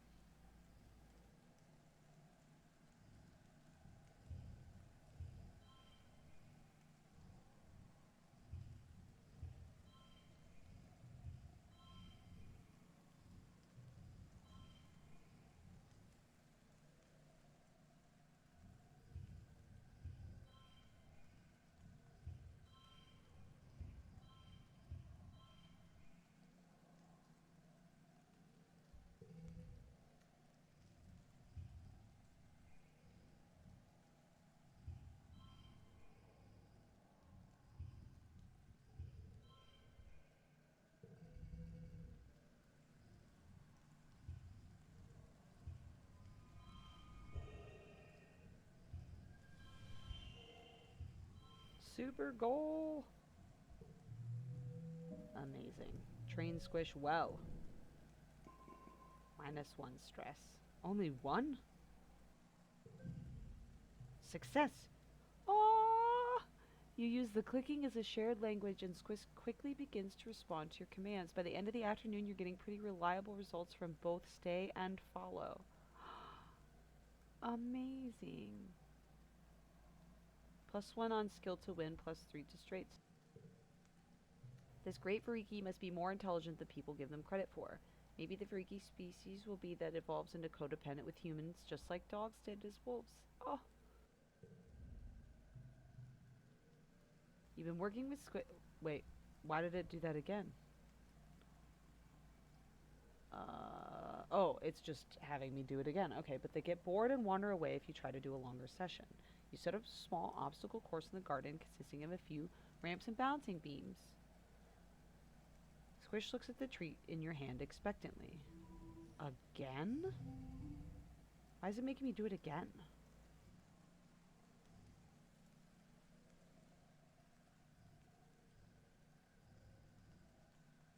Probably because your animal skill is high enough for all of the upgrades. Oh.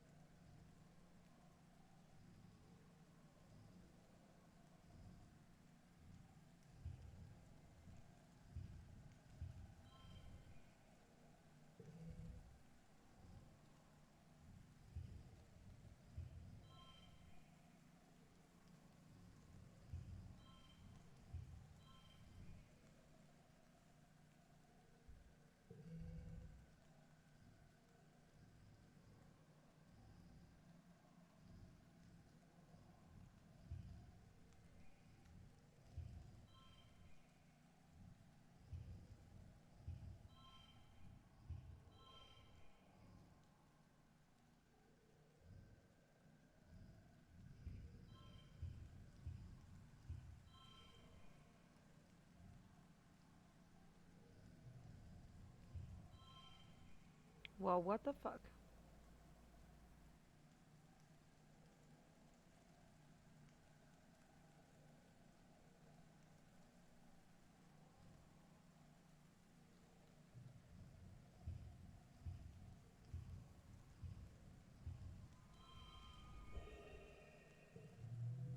There we go. It does seem kind of weird, though. A stunning show from young Squish. Oh, sweet baby Jesus. Look at this little cute face. Fuck. Oh. You chain the Viki to follow commands. Oh, we have to forget one. No, neither. A late wet. Oh no, the glow.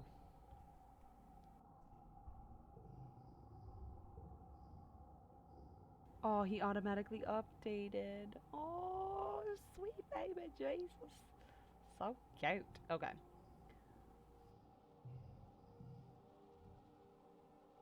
+2 to the last card. Nah, let's add +10 to combat, +2 to strength challenges.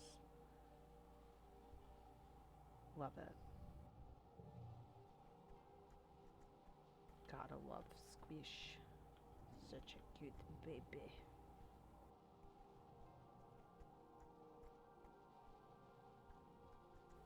Dis and Tangent are still out.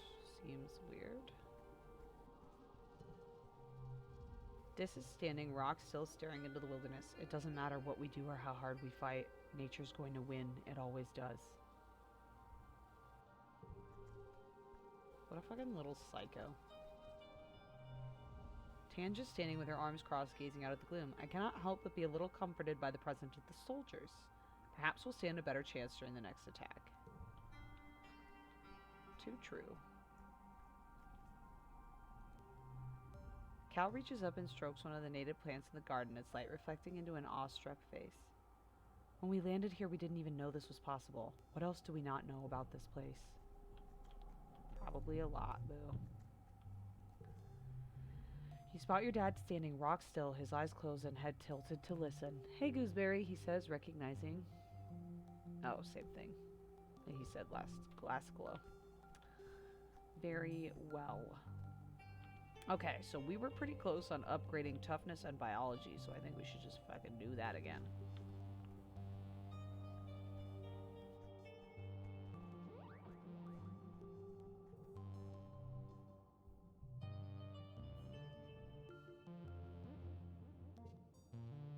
There are only a few glowing plants in the garden, so the darker the glow you can do by a lot of outdoor work by lamplight. In the eerie not light, fertile earth dirt looks the same as Verturnma dirt. It's hard to see what you're doing.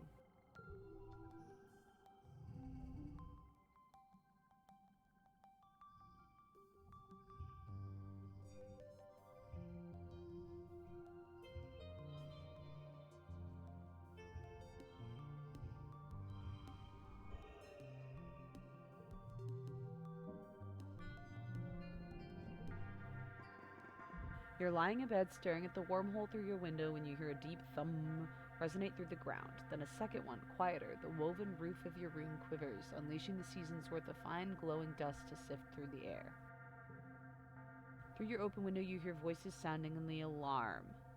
The annual offensive is here, leading the charge of 2 massive faceless. Holy shit. You grab a plas rifle and report to the front where the line of soldiers has taken up arms and is waiting for orders. The colony prepares to defend itself against 2 of the building-scale faceless, as well as the teeming swarm of smaller Xenos that seethe towards you. Hold steady, Security Officer Chief Rhett says. Keep the line. No, Governor Loom yells, running to the front gates to open the defensive line. He elbows Rhett out of the way and waves his arms wildly. Bring them closer, draw them in. Rep stops himself from shoving Loom back. Just barely, you can tell. Are you serious? We can't let them get any further into the colony. We're going to fight them in our territory, Loom cries, raising his pacifier over his head. We have the walls, let's use them. We'll let them come inside and pick them off one by one. We can't pick off a fateless list, Rest sputters at the sidelines. Loom smiles maniacally. You can see the gleam of his teeth. I have a plan, he roars. Follow my lead. And with that, he turns and begins running toward the approaching animals, roaring taunts and firing wildly. Isn't this how Calm died? At a loss, Rhett motions you to fall back and let the animals approach. The area inside the gates becomes a swirling melee of smaller Xenos and plasma fire as the two faceless rumbling slowly behind. Jesus Christe.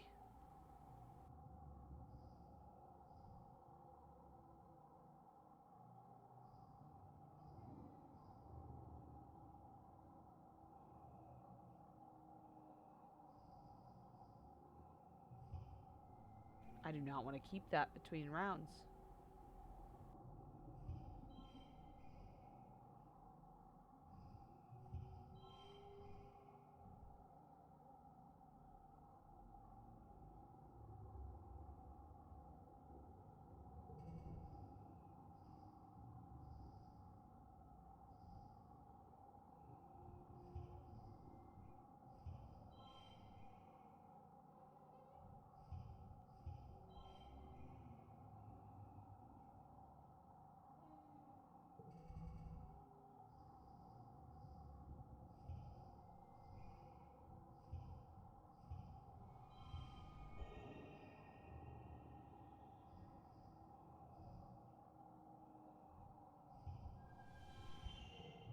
We did it.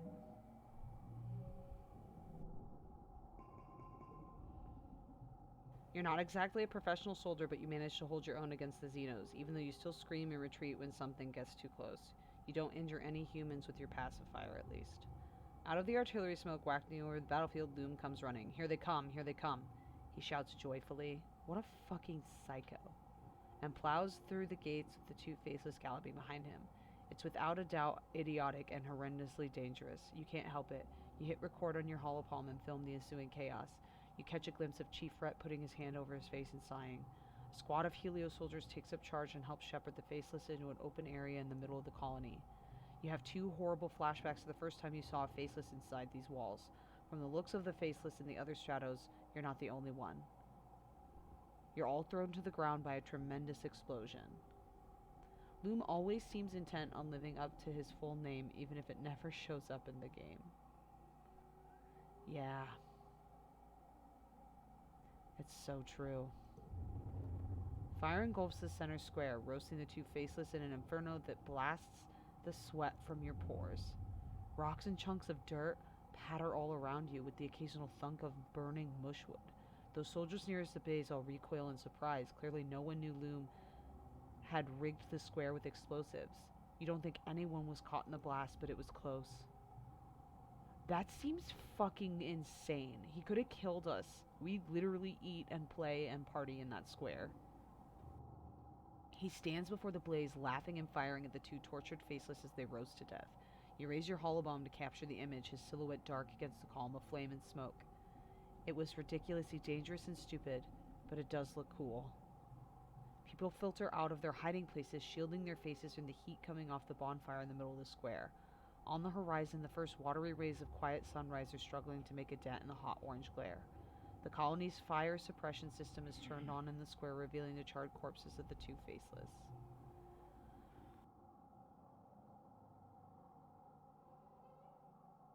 Utopia walks by with a reclamation team hauling an industrial plasma cutter and a other lift. Did he use the mining explosives? She says in awe, mighty bold of him, those things will blow a hole in a mountain. Or a creature, I suppose. She sighs. Wish we could have saved him for mining. That must have been the last of them, and we sure can't make more. Oh no! She and her crew are out of earshot when they pick the way. Oh my god.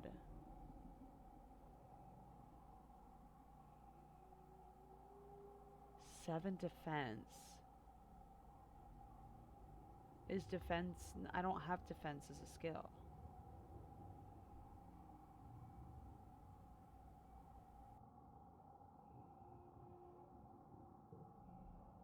Unfortunately, the colony wasn't prepared for an attack of this magnitude or the havoc that Governor Loom brought down in the explosives. While everyone was distracted, the Xenos got into the greenhouses and destroyed next season's seedlings. It's not on the main screen.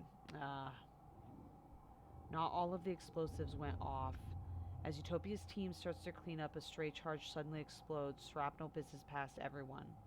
A piece hits you in the thigh. Ouch! As you gingerly check the nasty burn on your leg, you consider if Utopia was right. At least the garrison's out of the explosives to play with. Damn it.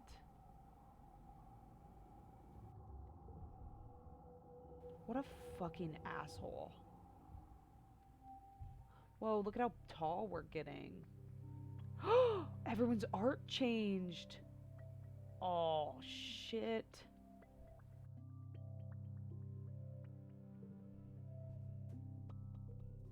Look at how tall we all got. Your dad is up to his elbows in rich brown dirt. You've rarely seen him happier. Hey, Gooseberry, he says, scrunching his nose at you instead of waving. Here to give your old man a hand? Could use one. Look at Cal. Oh, no. What? Cal and Rex are hanging out in the garden gazebo, and you can hear their laughter echo through the garden long before you see them. Hey, Solana. Cal calls that to you, and Rex lifts his hand in a jaunty wave. Rex told me he wants my help burying his bone in the garden. And when we got here, he said he must have forgot it back in his room. Can you believe it? Oh my god, you guys are so stupid. This is my favorite dialogue. This is my surprised face. What are you surprised about? Or not surprised about, I should say.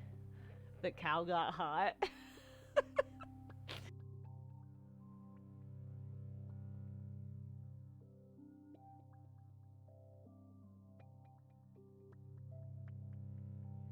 Ugh. I was just waiting for your reaction to Cal getting hot. Are you going to be okay? No, it's so warm in here. Rex always needs help burying his bone. Yeah, he does. Those two are clearly in it. Oh my god, can we have a freaking himbo three-way? Because that would be that would be amazing.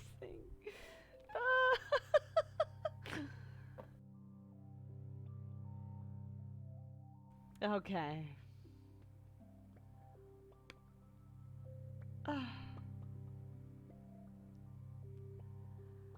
We have to go meet all of our hot friends now. Dang it.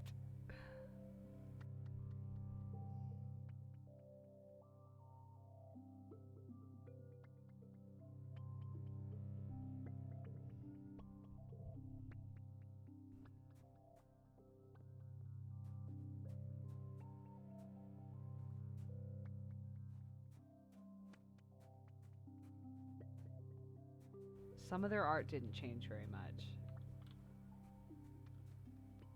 Injured. I'm injured and should rest. It evens itself out. Heroic. You're still pumped from the last attack. +1 to all physical skills. And then -1. Okay. Ugh. God, I just want to punch his stupid face. There's no more time left for screwing around, Base says, resting his hand on his sidearm. You're either out there hunting with us, fighting the dangerous animals, or you're here at home protecting the walls, or you're doing some sort of skilled civilian work to support the war effort. Excuse me? Base doesn't deserve better art.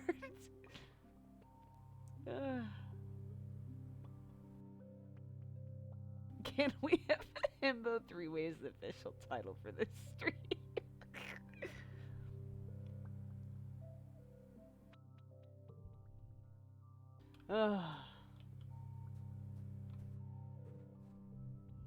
Over the years, a lot of people have started wearing a lot less clothing than you remember from when you were growing up in the climate-controlled stratosphere. Definitely a lot less than the holovids you brought from Earth.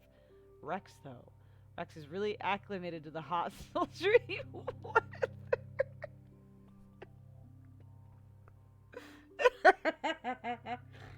Oh no. He's so cute. A woo. We're gonna woo with the boy. We're gonna do it.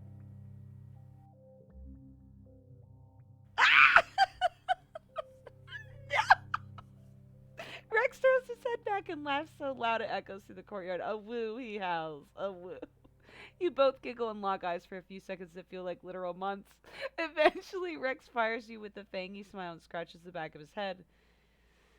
It does nice things to his whole chest, shoulder, bicep situation. There's so much thirst. So much teenage thirst. Ah. So you like what you see, huh? He leans in, sharing a secret. Me too, he whispers and winks at you. No, stop. Oh, God.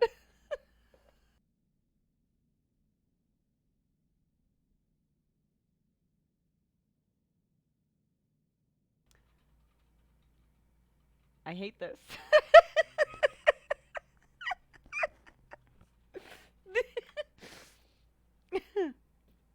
Oh, boy. Nomi is playing a game in their holopalm, but they look and give you a big smile. Hi, hi, what's going on, Solana? Just killing time. I never get tired of the digger dog.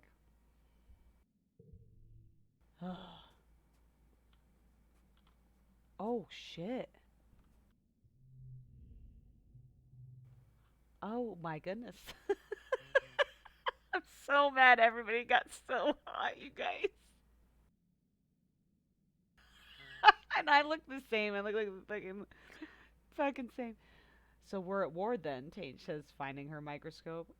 I'm of mixed feelings. First of all, nature has been at war with us since the day we landed, so if it takes an official declaration in order to secure more resources for engineering, I accept it. Welcome to the good fight, administration.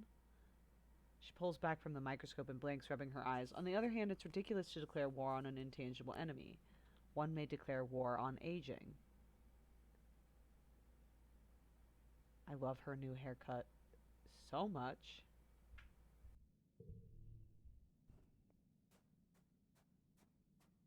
How am I going to live my life? A Money is doing squats in the training yard. 31. Oh, hey, Solana. She jumps up and stretches her legs. Feels like challenging to the squat queen. Don't. Why?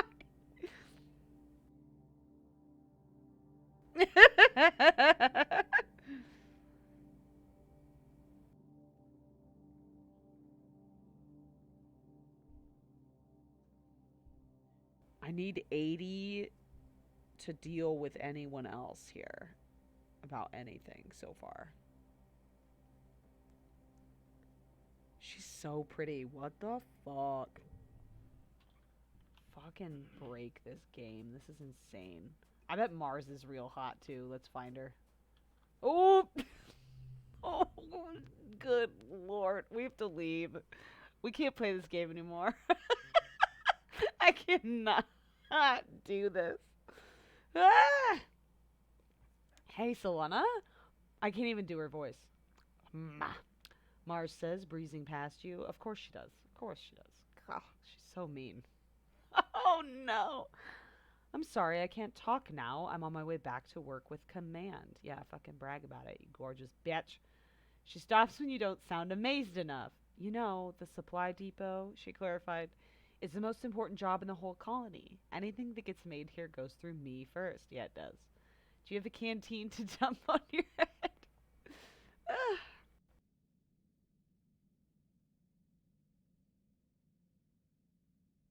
I don't know. Oh man, my camera's like super out of focus from all my flailing. Hold on.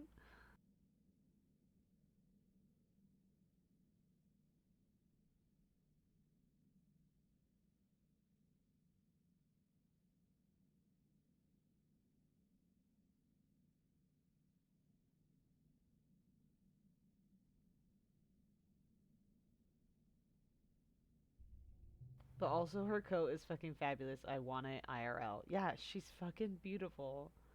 Jesus. Mars's smug smile gets somehow even more smug. Plus, I get the first pick of all the best stuff. Could I work there with you? How do I have a friendship with her at all?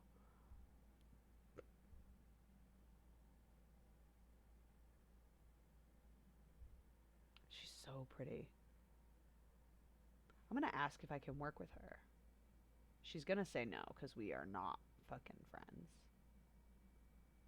Or I should just tell her she's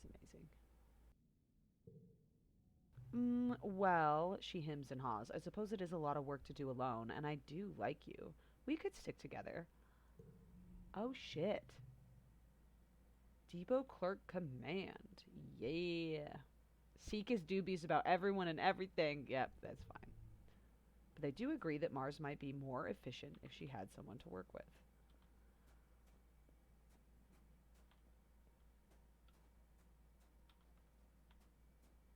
I know that's all of our friends now, but like, look at how fucking gangly and awkward we look.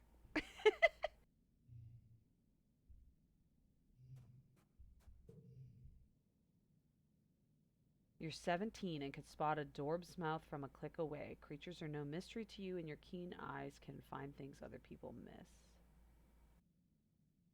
Oh shit, Dis! Where the fuck is his edgy ass?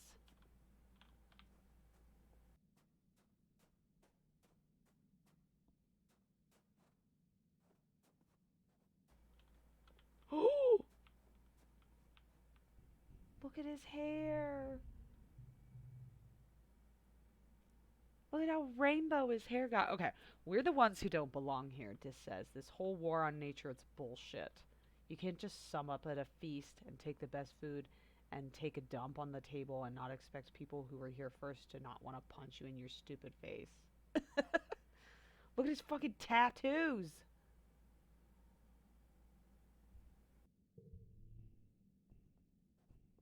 I feel so shallow that I like them all more now.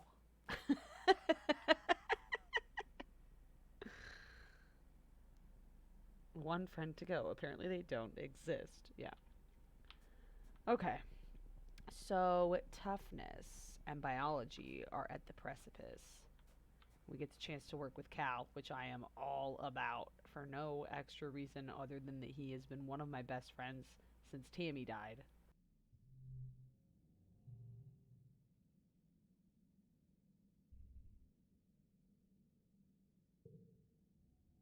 You hear a commotion over by the geophonics domes, the kind that make you drop your shovel and sprint over there.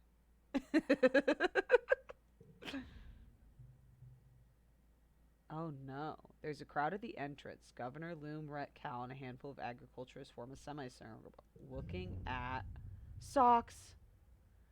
She's perched over the door, her back arched in fear, and her great body grapples up the side of the geomagnetic dome. You hear glass cracking under the strain. She's clicking her teeth and emanating a scared, mournful howl from deep in her belly.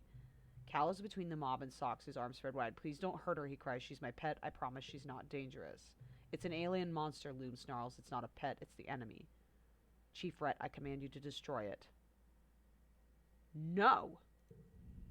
All eyes turn towards you. Governor Loom and Rhett are twin avatars of fury. Loom red-faced with blustery, Rhett calm as he lowers the muzzle of his rifle. Why the hell should I wait?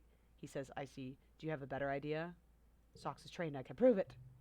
You push through the crowd and stand before Socks, who looks down at you with a curious affection. Oh no. I'm gonna be so mad if they kill this fucking lizard. You raise your hand and she chitters and shakes out her fringe. Socks, down, you command, and Socks obediently slinks down to the geosonic dome. She circles a great body around you, watching you intently. Everyone takes a few steps back from the huge dilly pillar. Sit, you continue, and the crowd gasps as Socks leans back and pulls her front half to her full height, towering over your heads. Lie down, you order, and she flumps to the ground, spraying gravel and dirt at the crowd. Roll over, you say, making a rolling gesture with your hand, and Socks rises until her many, many feet are wriggling in the air. She looks up at you upside down, her mouth lolling in something like a smile. One more trick, you say, pointing at Loom. Socks attack? What?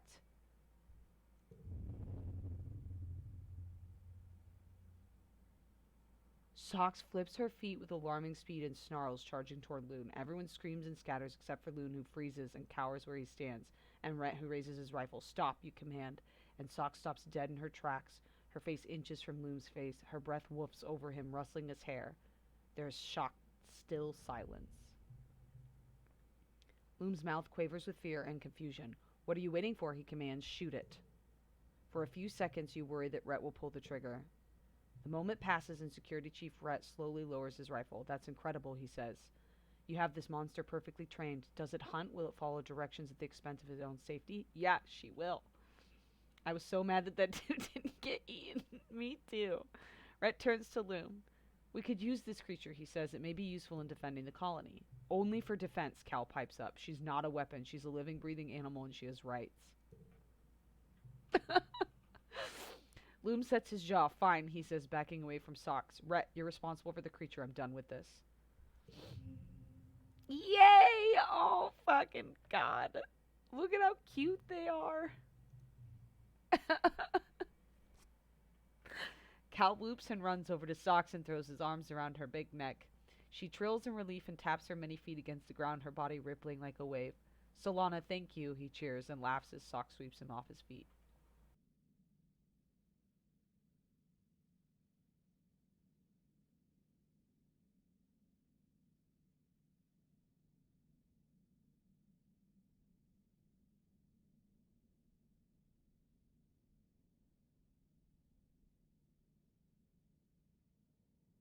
You didn't get this image in your first playthrough, but now I refuse to consider the run legitimate if I don't get it. Oh, it's so perfect. Oh, I'm gonna screenshot this.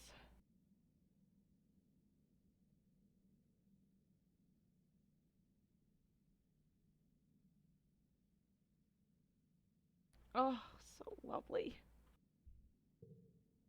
The crowd disperses, though some hang around to watch and wonder as Cal plays with his dilly. Look at how big she got, you guys. I love her so much.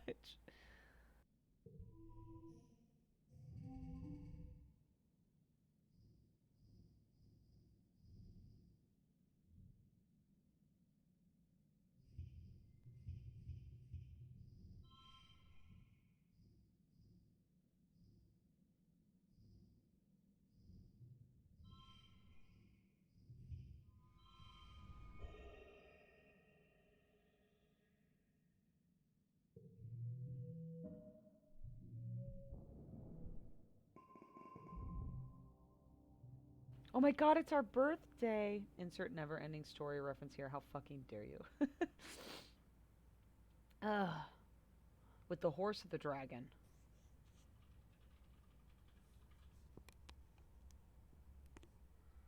It's your 17th birthday, but it's not just your birthday. Quiet is the time of new growth, a celebration of life and hope, not just this year, but for humanity's presence on Bermatuna for years to come. You and your friends are that symbol of hope. Quite literally, you are the future of humanity.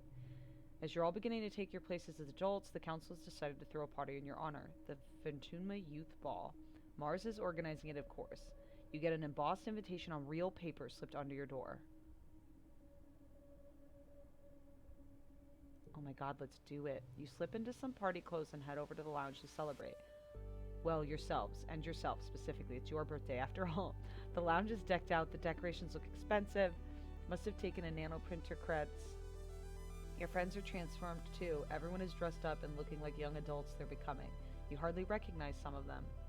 Look at how pretty she is. I'm so mad. Mars catches your eye and waves, her bangles jingling joyfully. She looks like a model from her holomags. Every inch of her is primmed, painted, and perfumed. Solana, happy birthday. I'm glad you can make it. Oh my gosh, she remembered my birthday. Fuck me. She says over the steady thrum of music. Drinks are over there. Make your song requests to congruence and take off your shoes. You look down at your boots and then back up at Mars. She rolls her eyes and does a little bounce. Sock hop, just like on Earth, huh? Look at our boyfriends! At the refreshment table, Cal is stuffing his face with party food, and Rex shoves 2 glasses of punch in your hands. Gotta stay hydrated, he says, pouring himself another glass. We'll be sweating it out one way or the other. He winks at you. No! Stop it, you! Look at how cute they are. I hate it.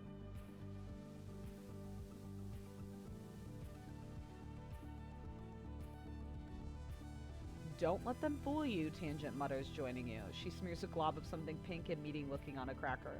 It's well-documented phenomenon that people inexperienced with imbibing alcohol will begin to act as if they're drunk, even if they're completely sober. To Rex, she adds, I mean, of course, that I am not going to suffer any bad behavior. Rex grins as he pulls back a flask out of his vest. Where? Where? What? His vest is a bralette. There's no way that a flask fits in there at all. Who says it's going to be an act? Let's get a little loose. Come on, it's a party. It's in the back.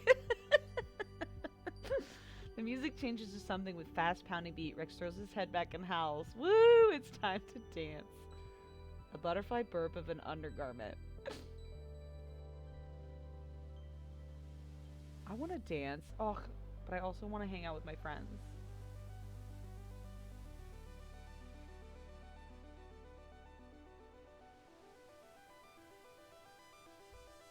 Let's dance.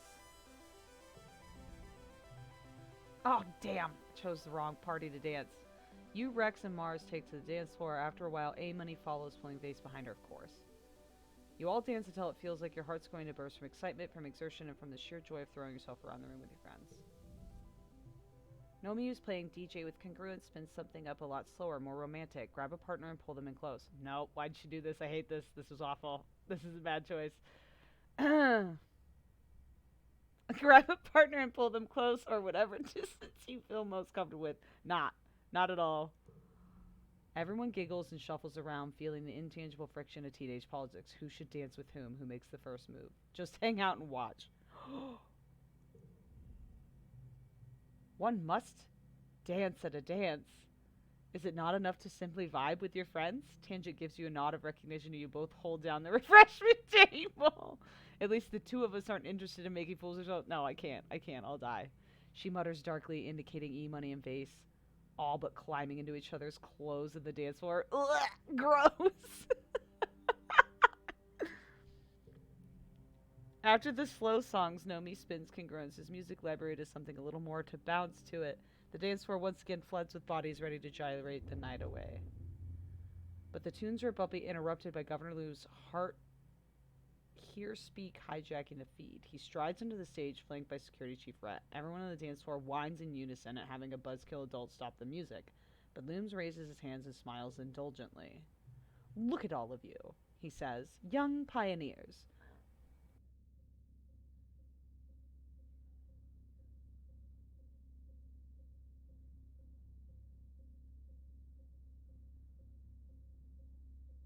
I see you and I see the future, not just of the colony, but of humanity. You catch a glimpse of a few people rolling their eyes. We've heard this all before.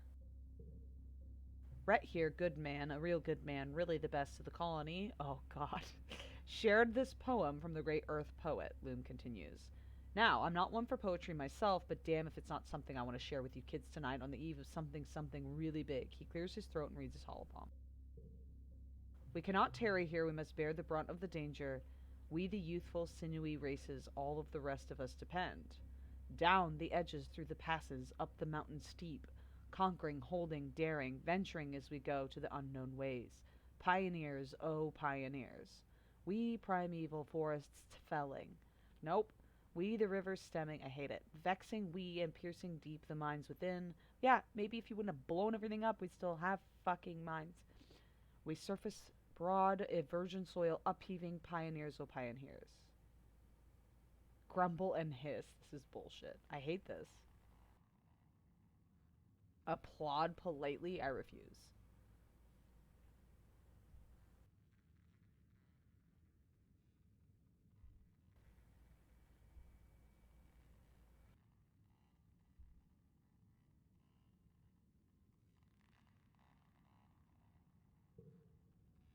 Rhett looks a little pained, and Loom continues. What do you think of the poem means, kids?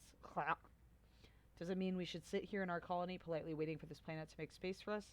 He clenches his fist evocatively in the air. No, he exclaims. It means we need to take it out. Oh, God. I'm not going to read that last sentence out loud. He points to you specifically. I need you, the next generation, to lead charge. This is your planet, and you're old enough to know how to defend it. I'm asking all Ujib fighters to join squads massing at expeditions to get out there and attack those monsters where they live. No! We're taking the fight to them, no more hiding behind our walls. To your left, Face and A-Money lead the cheering that erupts. Loom and Rhett leave and the music spins back up again, but only a few die-hard partygoers still want to dance. Everybody else is broken into small groups to discuss the announcement. You are pissed. That's bullshit. Yeah! Look at our bullshit crew. This is bullshit, Cal exclaims, causing a few heads to turn. They're not even going to try to figure out why the animals are attacking us. They're just going to kill, kill, kill. He waves his arms over his head. Aren't we supposed to be better than that? Yes? Boo, we are. Dis clearly agrees, though much more quietly. They don't even know what's out there. They have no idea what they're up against. The party fizzles out and everyone drifts away from the lounge. You return to find your dad has stayed up to make sure you got home safe. He's never done that before. You've always been told the colony was safe.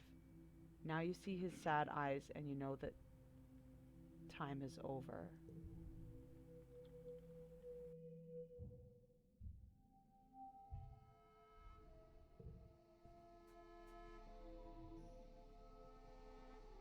Collectibles respawn faster and more slots are filled.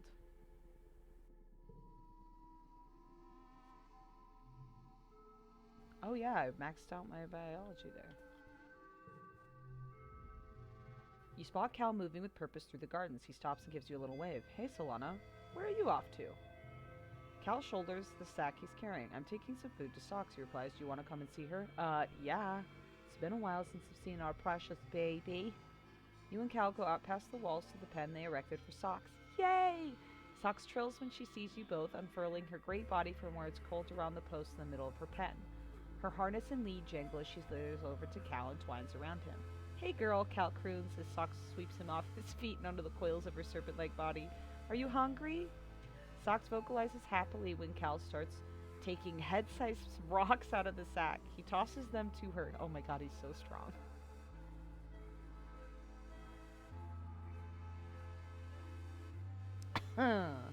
He tosses them up to her and she snaps them out of the air, pulverizing them into a shower of gravel with her massive jaws. You even do a few as well, lurching Cal onto her back as she cavorts around her bed, chasing them. Whoa, Cal laughs, clutching her fringe. Easy there, it's a lot farther down than it used to be. She looks so happy. Cal slips down from her back and stands with his cheek pressed against her chest. I don't know, he murmurs, stroking her scales. She purrs and bassy-like rumble and you can feel it in your guts. It's better than letting her be killed, I guess, but it's kind of wrong that we're making her fight against other animals. He sighs. I don't know what to think. You're thinking right, it is wrong. Bunch of fucking assholes. It's bullshit. I'm gonna mess with the slider. See... Androgynous appearance in late teens. That's us.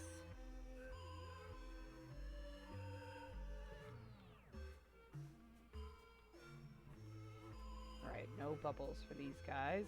That's fine. Okay. Oh, my toughness is so close to another perk.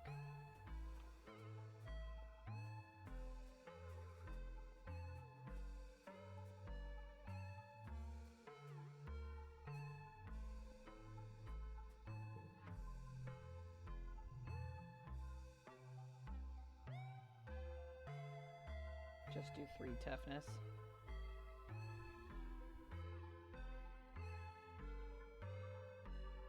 I could try to max out my biology still.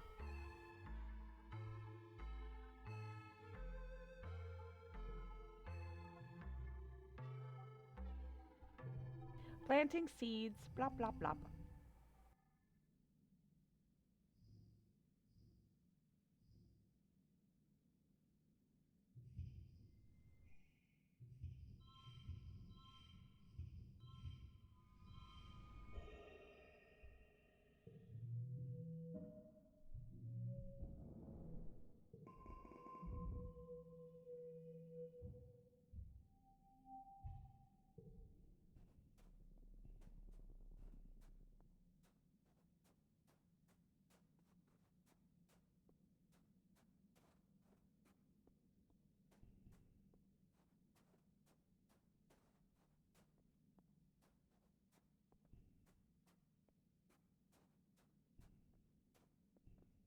I always forget to come check on Dis. Because he's out here now. There he is. No bubbles.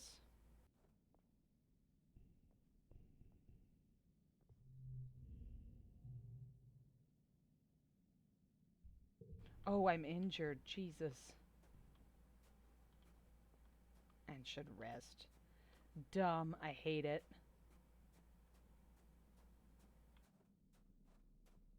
Fine, I'll hang out in the garden. Actually, I'm gonna go hang out with Dis, I think.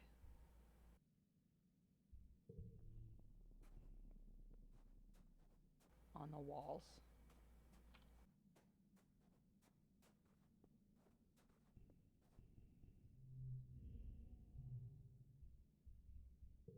I thought I could relax on the walls. Oh, I think it's the red one, isn't it?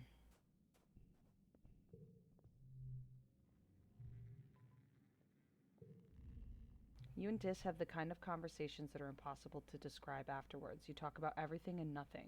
What you think you'll be doing in 10 years, what are the best and worst parts about being alive.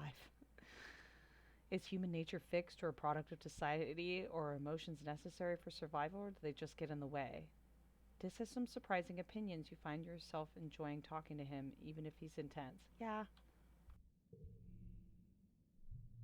he's kind of a jackass.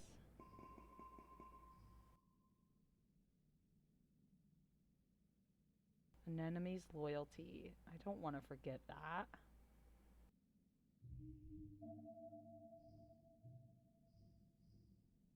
I don't get enough cards that are blue. I do not want to get rid of a blue one, that's for sure. I shan't forget either.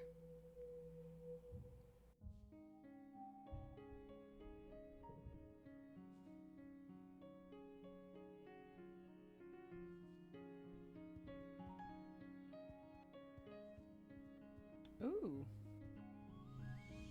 You know, Solana, you're all right, Mars says as you approach. You blink at her, trying to figure out what she means.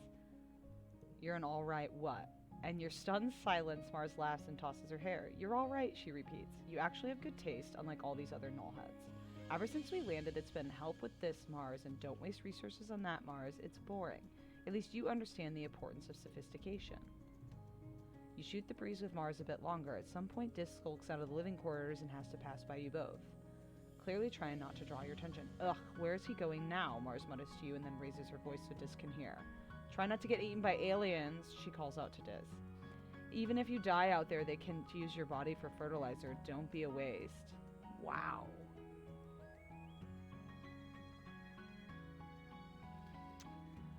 Ugh. I think Dis is weird, but I think Mars being a bully has been a fucking pain in my side this whole time. Like, why yell at him? He's literally minding his own business. I don't want to say Dis is cool. I wouldn't say that.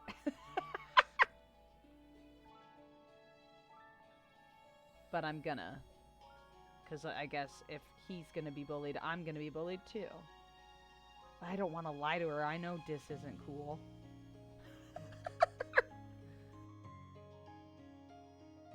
But I also don't want to agree with her. I'm not gonna be okay. I'm not okay with her bullying him. Like, he is weird as fuck. But, like, you don't need to tell him.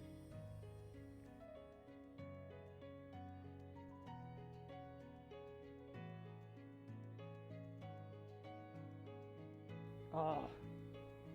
I don't know what to do. Mars is gonna be such a bitch. I don't want to lose my friendship with Dis either, just because I want to be better friends with Mars. Because even if I say this, she's gonna be like, I was just teasing. Wah. I'm going to remove myself from this situation option. Yeah, like, or at least, like, be able to confront her in a different way. So much changes when you already know the results for all the options. I bet it does. I don't know shit.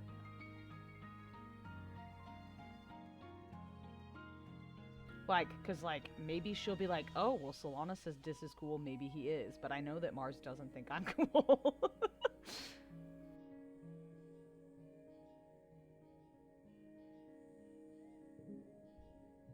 You say it loud enough for Dis to hear. He looks at you with wide eyes before scurrying towards the walls. Huh, Mars says with a little smile. No accounting to taste. She seems to respect that you challenged her. What? She watches disappear from sight and then shrugs. Maybe you can get through to him. I've tried, but he doesn't care about contributing to the colony or being popular or earning quotas or anything important. Okay, that sentiment I understand.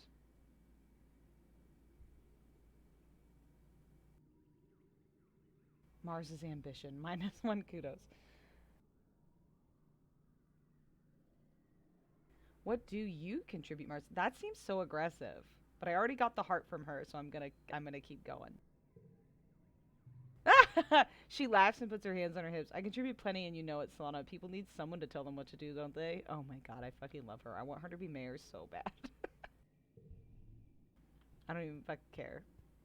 She would not let them fucking kill animals if Cal and I cried enough about it.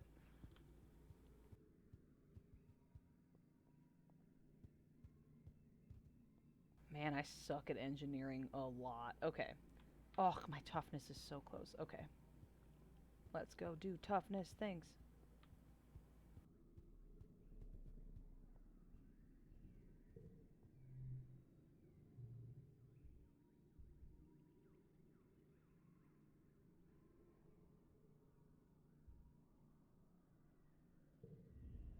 The colony is surrounded by tall walls that keep out most of the local exofauna. The key is being most.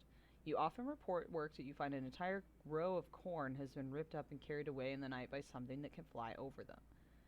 All that's left in the morning is torn up dirt and the dusting of iridescent powder. It happens so often that the colony set up cameras to catch whatever it is in action. The next day you have your answer. Dorbs moths, giant blue moths with wingspans almost as long as your outstretched arms. They can rip the corn right off of the ground. Wow, amazing, Cal says as you view the holovid. I didn't know Dorbs moths could do that.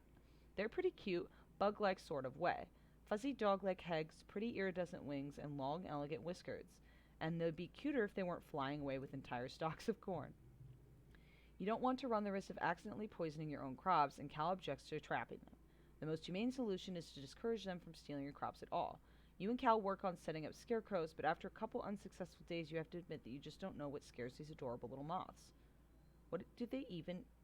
What eats them anyway? Guess we'll have to find out. Cal puzzles over the security footage. They fly in from the north, especially around Quiet. Maybe that's where their breeding ground is. If someone goes up there, maybe we could figure out what kind of animal they're scared of. And they're plant eaters. Something's gotta hunt them for food. If you can figure it out, it'd be a big help towards securing the food supply. Perfect. We're going outside, I guess, next.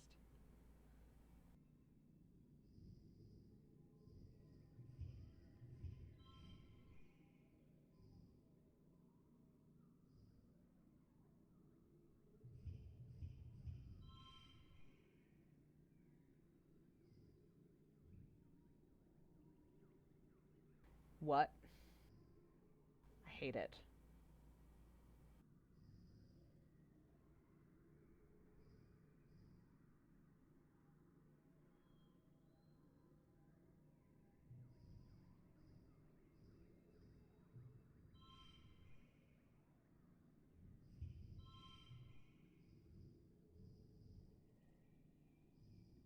+1 to a card. Change suit to blue.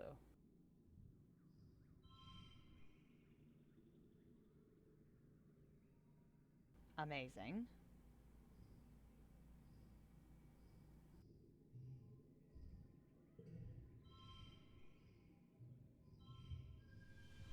Fabulous.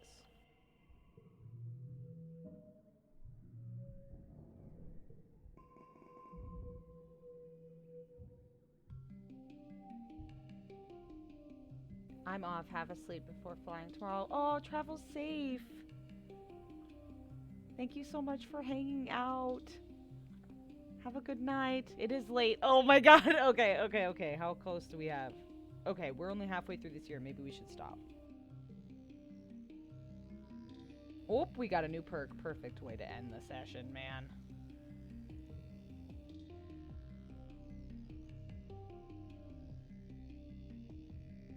Yeah, I've played some longer hours than intended before. Good luck. Thank you so much. Good night. Oh man, look at the pollen. Whoa!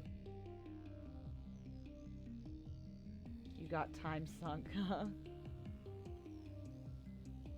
How instantaneous is our appearance change? Do you guys know? Should we check it out? I think we should save first, and then I'll fuck with the settings, in case I hate it. Oh, gotta talk to Cal first, though.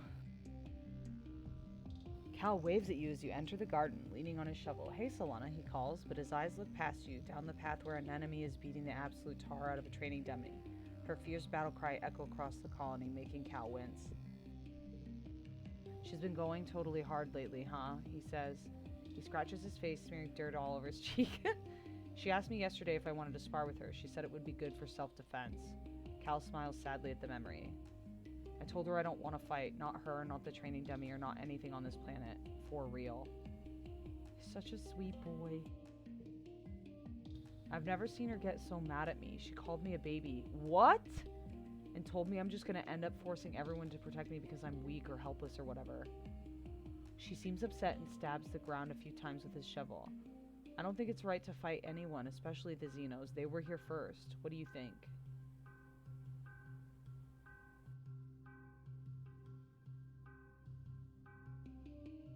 I mean, you were with me in that bar, and sometimes we don't have a choice.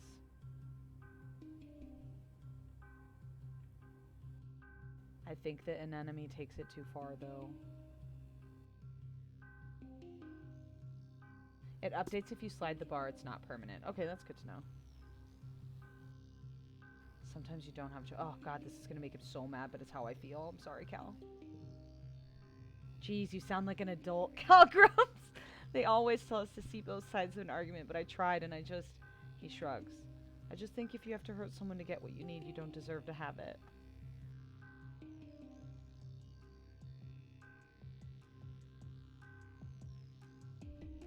I see his point.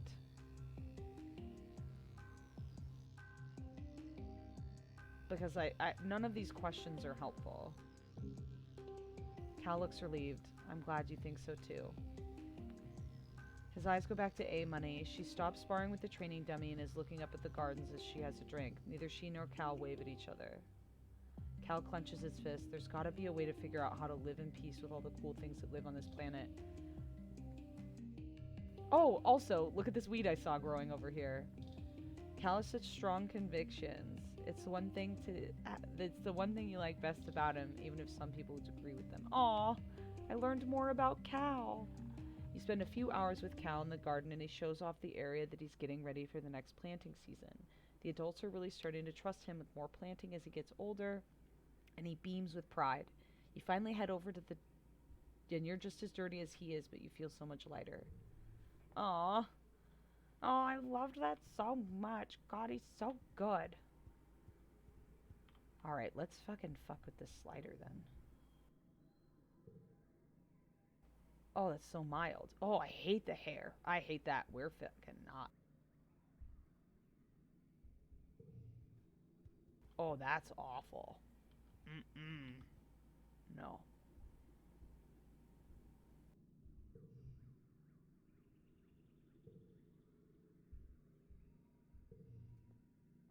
I also hate that. Well, glad we tested it.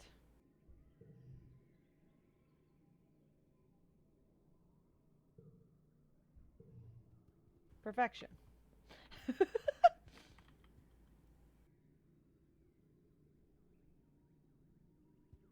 Alright, we're gonna save. We're gonna call tonight. We've been playing for almost 3 hours. I'm gonna talk to Rex before we do, though. He's probably gonna flirt with me. Rex is chatting with one of the young soldiers from the Helios, smiling wolfishly down at her as his hand braced above her head as she giggles. When she sees you coming, her smile drops and she beats a hasty retreat, avoiding your gaze. Rex turns, his confused expression melting away to delight when he sees you. Oh, hey, Solana, he exclaims. Some of the Helios are weird about being seen with me. Unbothered. She'll be back. Wait, why?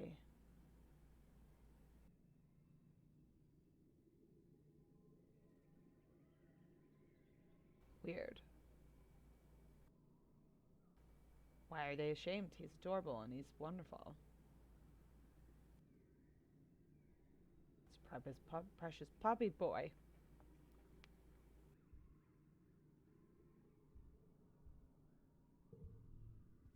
So cute. Okay. Amazing. Thank you guys so much for hanging out. We got Squish maxed out. We saved socks. It was a eventful fucking day. We couldn't escape shaming for sexy times when we left Earth. Sad times. Oh, is that what it was? Lame.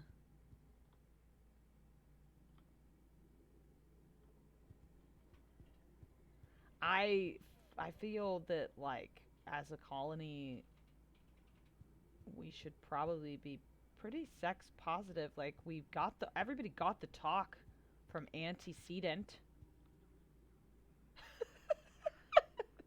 We all know how it works. We know how safe sex works. Ah. He's also a pacifist and chummy with the Stratos. That's fair. So they're probably grumpy about that. Elitist jerks. Yeah, he is kind of friendly with all of us. Can't believe how hot everybody got. I'm not over it. I'm gonna have to watch that clip and see if I can't like if I can't clip some of those moments. Oh boy. Awesome. Well, it's so good to be back on the game, and thank you all so much. Let me sum up. Sum up the session. What did we learn today? Everyone is hot. Ooh, woo, woo. Okay, but like, can we? I I'm really disappointed in an enemy's arc. Like, I see why it makes sense for her, but her and I not being as close as I thought we'd be at this stage in our life really bums me out. Like, her obsession with being a guard is just like. I know Calm died and he died being a guard, but like. He was pure and light and joy, and she is losing that aspect to her personality.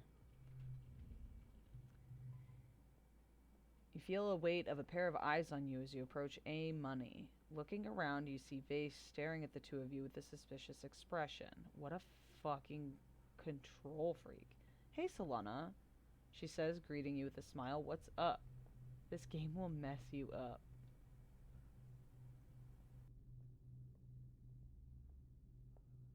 I'm gonna let the two of them have each other. Like, this is not. I do not want to be involved in this. Nope, nope, nope. Talk to this jackass. Finally, we're going to actually do what we've been training for, he says, stretching his arms across his chest, making out his hands. He bounces on the balls of his feet. Me and my boys. Blah. We're going to salt the sodding earth out there. You just wait. One generation, we're going to be no trace of them. Just humanity at the top of the food chain as we're supposed to be. What a jackass. God, I fucking hate that guy. Ugh, I can't believe she's into him. So mad. This game will mess you up. Yeah, well, no more tonight.